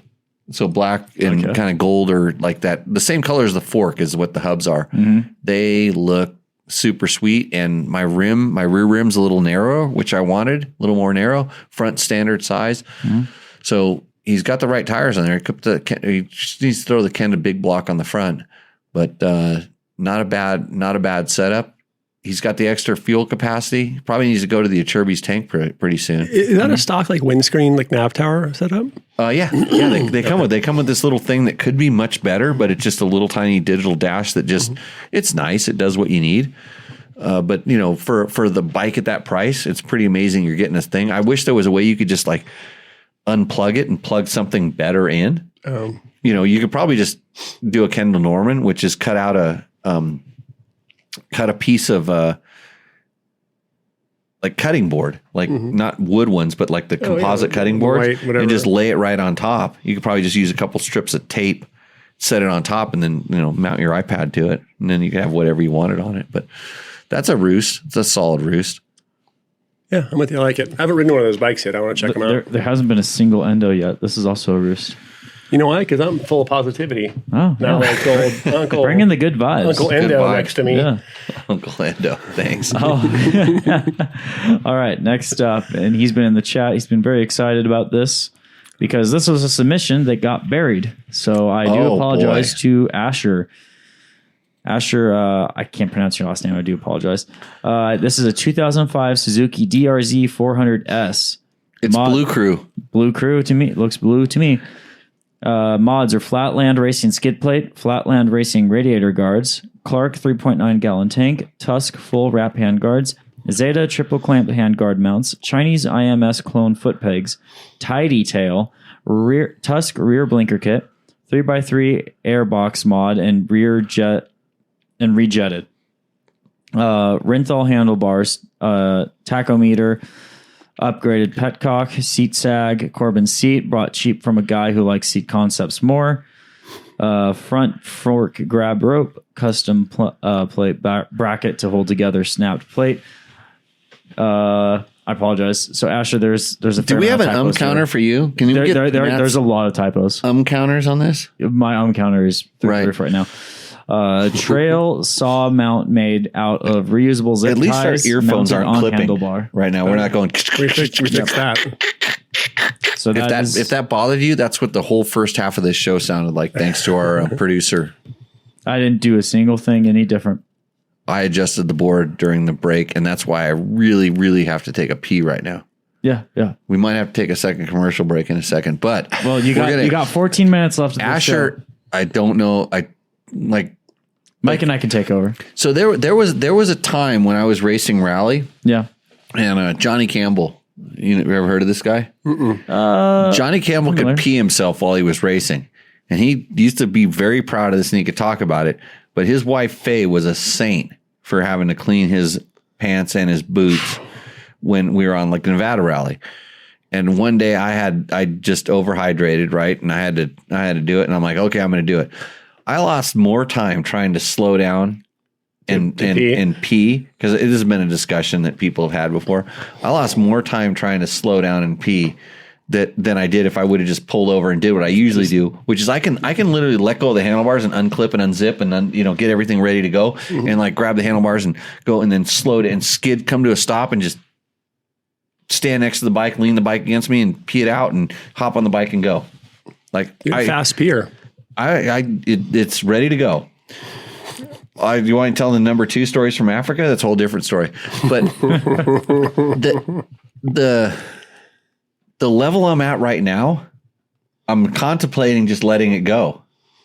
Well, why don't you just go? And I mean, the thing is, like, we're not wearing pants or anything here on the show, so it's easy to do. Well, we got a lot of electrical equipment here, so I don't want I don't want you to become a little fountain boy. And I know your dog was down there, so it probably already peed. So I'm like kind of going, if your dog was in here, it probably peed. I can pee. It's all the same. Yeah. But back to Asher's getting antsy. He said, "How many bikes have been shown yet?" Yeah. Well, Asher was the one who said his brother's engine blew up. So, okay. So I don't know how closely he's been paying attention to the show. So, and I do, let's see, Asher Petkovich. So I do apologize. Petkovich, yeah. So how long has he been waiting to get his bike on this show? About March 1st. March 1st. Yeah. So what happened of last year? No. This year. Okay. Because what he did was he had submitted it through our messenger DMs, but for some reason we have this bot that just automatically replies, "Thanks for contacting us. We'll get back to you soon." And then it gets rid of the notification that the message was sent to us when it does that. Good. I'm glad we just realized who was responsible for all the problems we've been having with our So stuff. if we don't get back to your DMs, if you get a message the best saying thing thanks about for this contacting show us, is that we get to have discussions here that we would not ever have in normal real life. We can talk it out and get things sorted out, and so that's good. I'm glad that I learned about this, as I'm the. You know how Mickey Mouse is to Disneyland? I do, yeah. Yeah. Do you think Mickey Mouse cleans the trash cans? No. No, I do. So I can't really claim Mickey Mouse here. I also have to sign the checks. Do you think Mickey Mouse signs the checks? No, Walt Disney signs the checks. Really? so I can write my own checks then. I want to be Mickey Mouse. I know this is Mickey Mouse, this whole show. And Asher is going, "Come on, talk about my bike." Get back to me. Sorry, Asher. We're doing our best, but you want to know what an Alaska fire dragon is? Poor Asher. He's dying of anticipation right now. For his bike. An Alaskan fire dragon is not a sexual act. The sexual act the other Alaskan fire dragon definitions are referring to is an Alabama fire dragon. So take that, you Mexican. Nice. Yeah. It's you know who brought this up, right? Victor. Is Victor. Victor's my Mexican buddy. Oh, okay. Yeah. We all like to have one of those. You know? So, okay. Yeah. I kid you not, I'm liking his bike. His bike is a full sign of, and are those duct tape numbers? Duct tape numbers? It might be. It looks like it. Or is it just holding the side plate together? Because I'm not seeing anything. It looks like it says 7-Eleven. Yeah. Which is where he buys his hydration equipment. He's riding down in District 38. This is what I'm seeing right now. He's deep in the desert in District 38. It's sandy. He's having a really good ride down there on a very inexpensive bike that all of the parts on it are purposeful and inexpensive. Mm-hmm. He's on a stepping stone to a path of spending all of his disposable income on dirt bikes in the future, and I like it. I'm that's a full on Roost. The fact that he submitted a blue Suzuki means he's looking for a Yamaha. I dig it. Looks like he rides the bike, use it. It's built, so I think we have to roost it. Roost it. Yep, Roost. Are we on a solid Roost tonight? Solid Roost so far. Have there ever been all Roosts? Yeah. Wow. Oh, we've had it before. Yeah. Okay. It's not that rare. So this last one is the last submission we got before the show, or during the show, actually. Oh, good grief. So this is from Pat Keller. You know what? The first thing I saw on that is I saw the white thing behind. I thought somebody used some morphing software to get rid of the picture of them in the background, but it's actually a waterfall. Yeah. Some thought put into this photo. And speaking of waterfalls, you guys carry the show because I'm going to go have one. All right. Well, this is a long mods list, so take your time. Okay, yeah. Okay. So this is is from prostate. There's no rushing it. So yeah. He's got that. Well, just don't give him any exams for that. So Pat Keller, 2018 Honda CRF 250L Rally. Olin shock with remote reservoir, Race Tech spring kit in the forks, EJK controller, full Yoshimura exhaust, a TomTom Rider 500 GPS, Pro Taper CR high bend bars, Barkbusters handguards, Moscow Moto Pico tank bag, Denali auxiliary lights, double take mirrors, Seat Concepts comfort seat, TourTech spare gas container modified to fit the toolbox spot, Wolfman E base with 3 large rolly bags, Titty Tail, spelled out titty. Did you ever know the inside joke behind that? No, I didn't miss that. So we had a kid in here. His name's Cooper. Well, actually, yeah, I think his name's Cooper. It's been a while. So he read someone had a tidy tail, and he read it as titty tail. Mm-hmm. So ever since then, it's always been titty tail. Been titty tail. Okay, well, I'm in on the joke now. I'll keep it rolling. We don't keep things tidy. We keep them titty. Mm-hmm. CRF's only rear rack skid plate, upgraded rear blinkers. He broke both of them. 1340 gearing, one tooth smaller up front.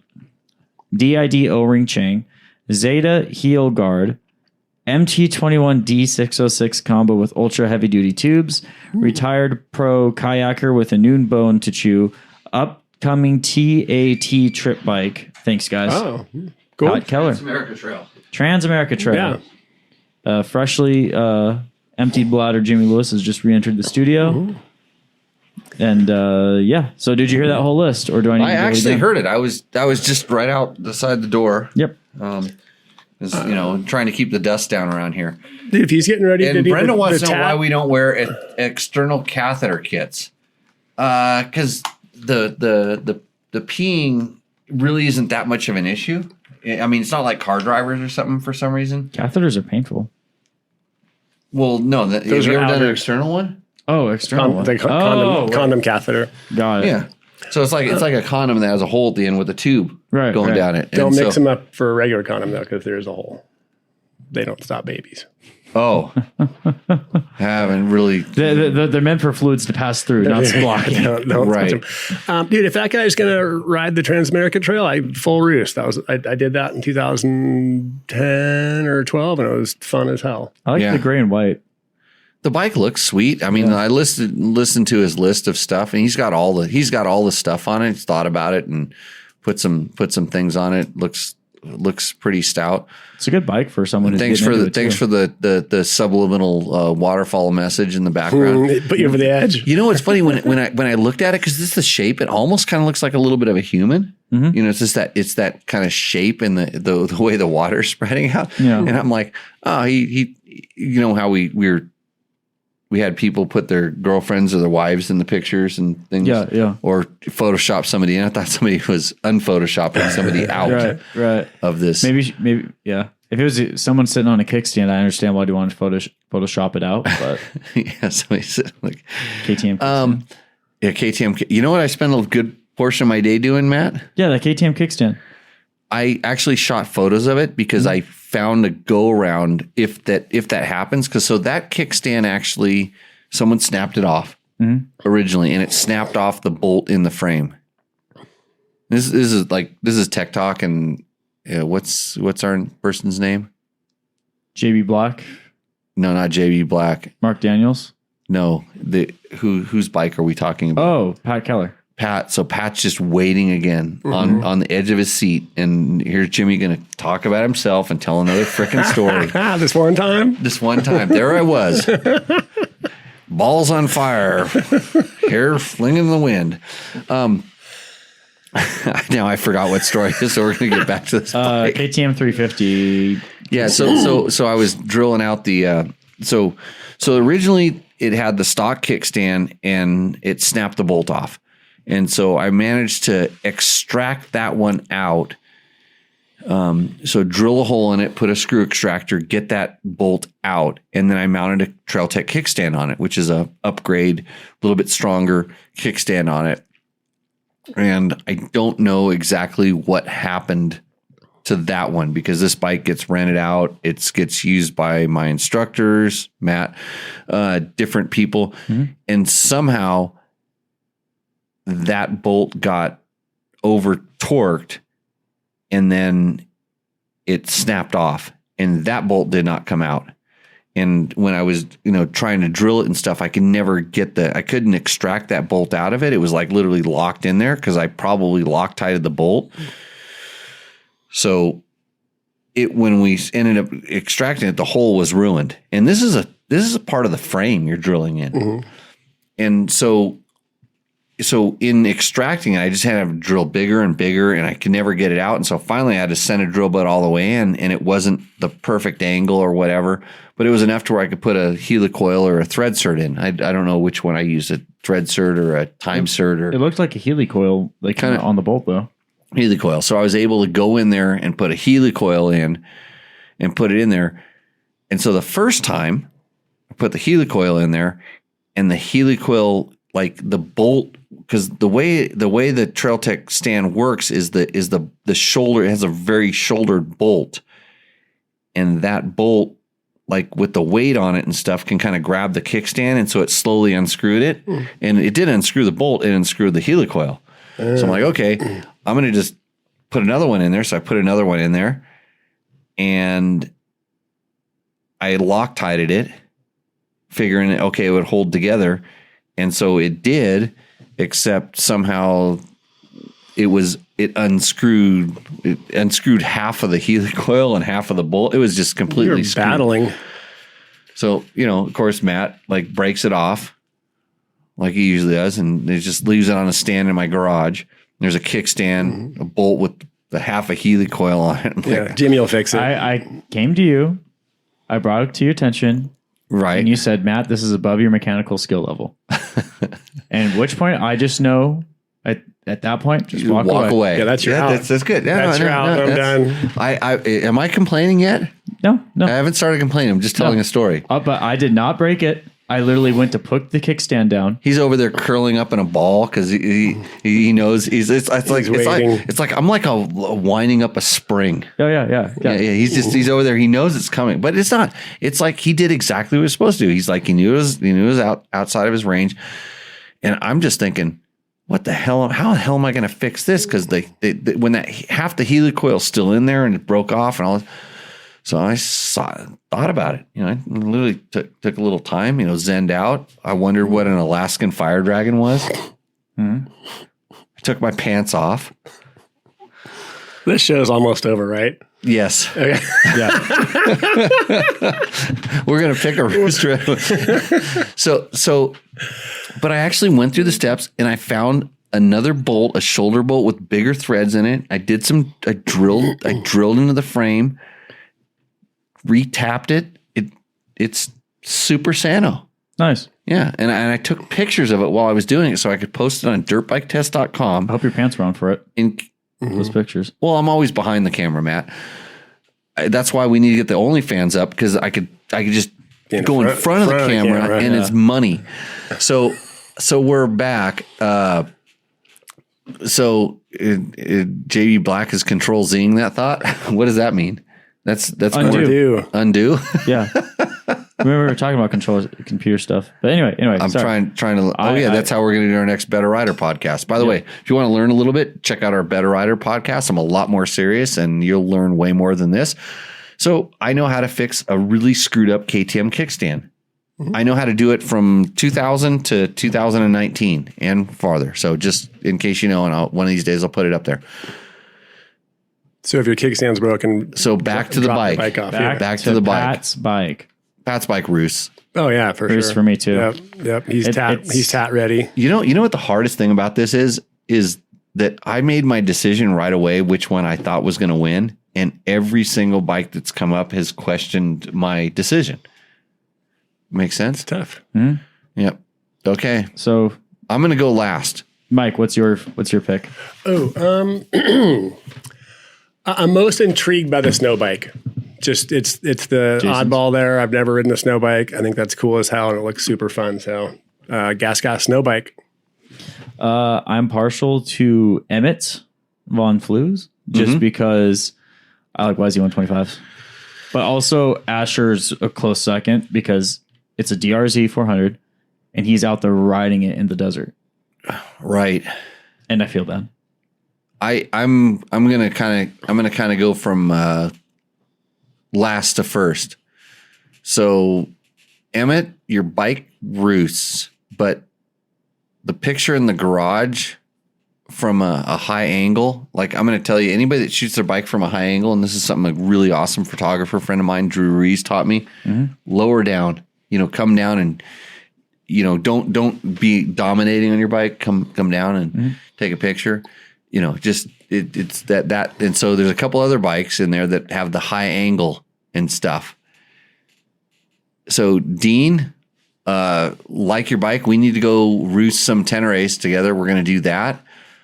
Pat's bike is awesome, except the ghost in the background, the ghost figure in the background.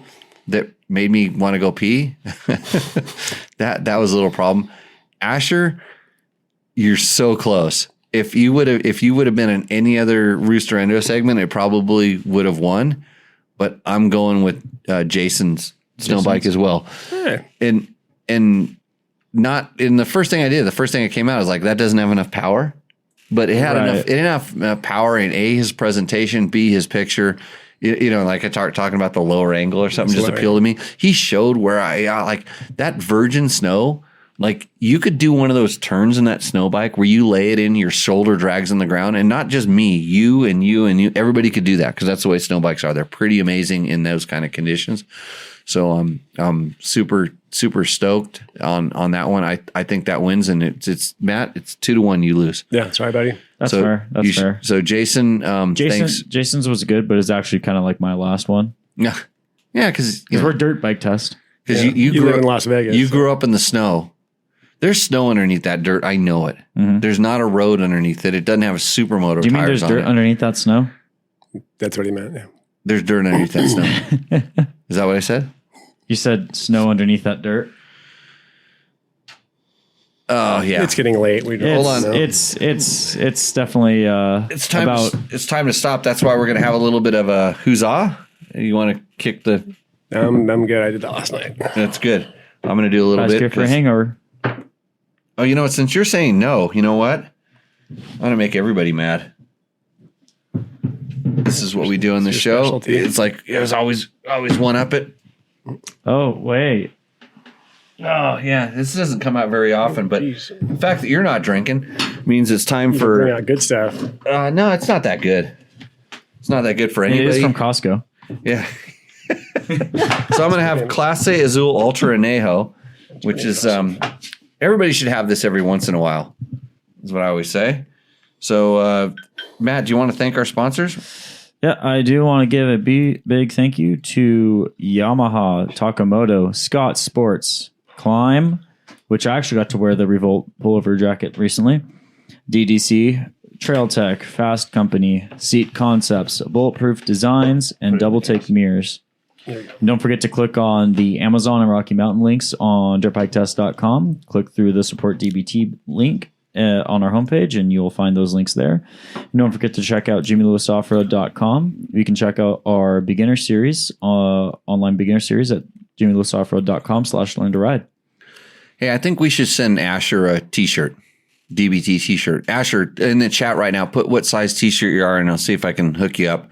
Because the bot, Matt activated the bot, and I feel bad that he did that. I didn't activate the bot; it's just there automatically. And I'm gonna try to take care of that for you because I do think your bike did necessarily it roosted pretty hard for me. So and I'm stoked that you were in the show and the chat and all that stuff like that. So send it to Matt at jimmylewisoffroad.com. Yeah, that and your where we should send it. Yeah, send an address and your shirt size. I was actually putting the shirt size there because we don't have a whole lot of them. Mm-hmm. We're kind of running low. You said you wanted to talk to me about t-shirts earlier. I do want to ask you about t-shirts, like off air. Off air. Okay.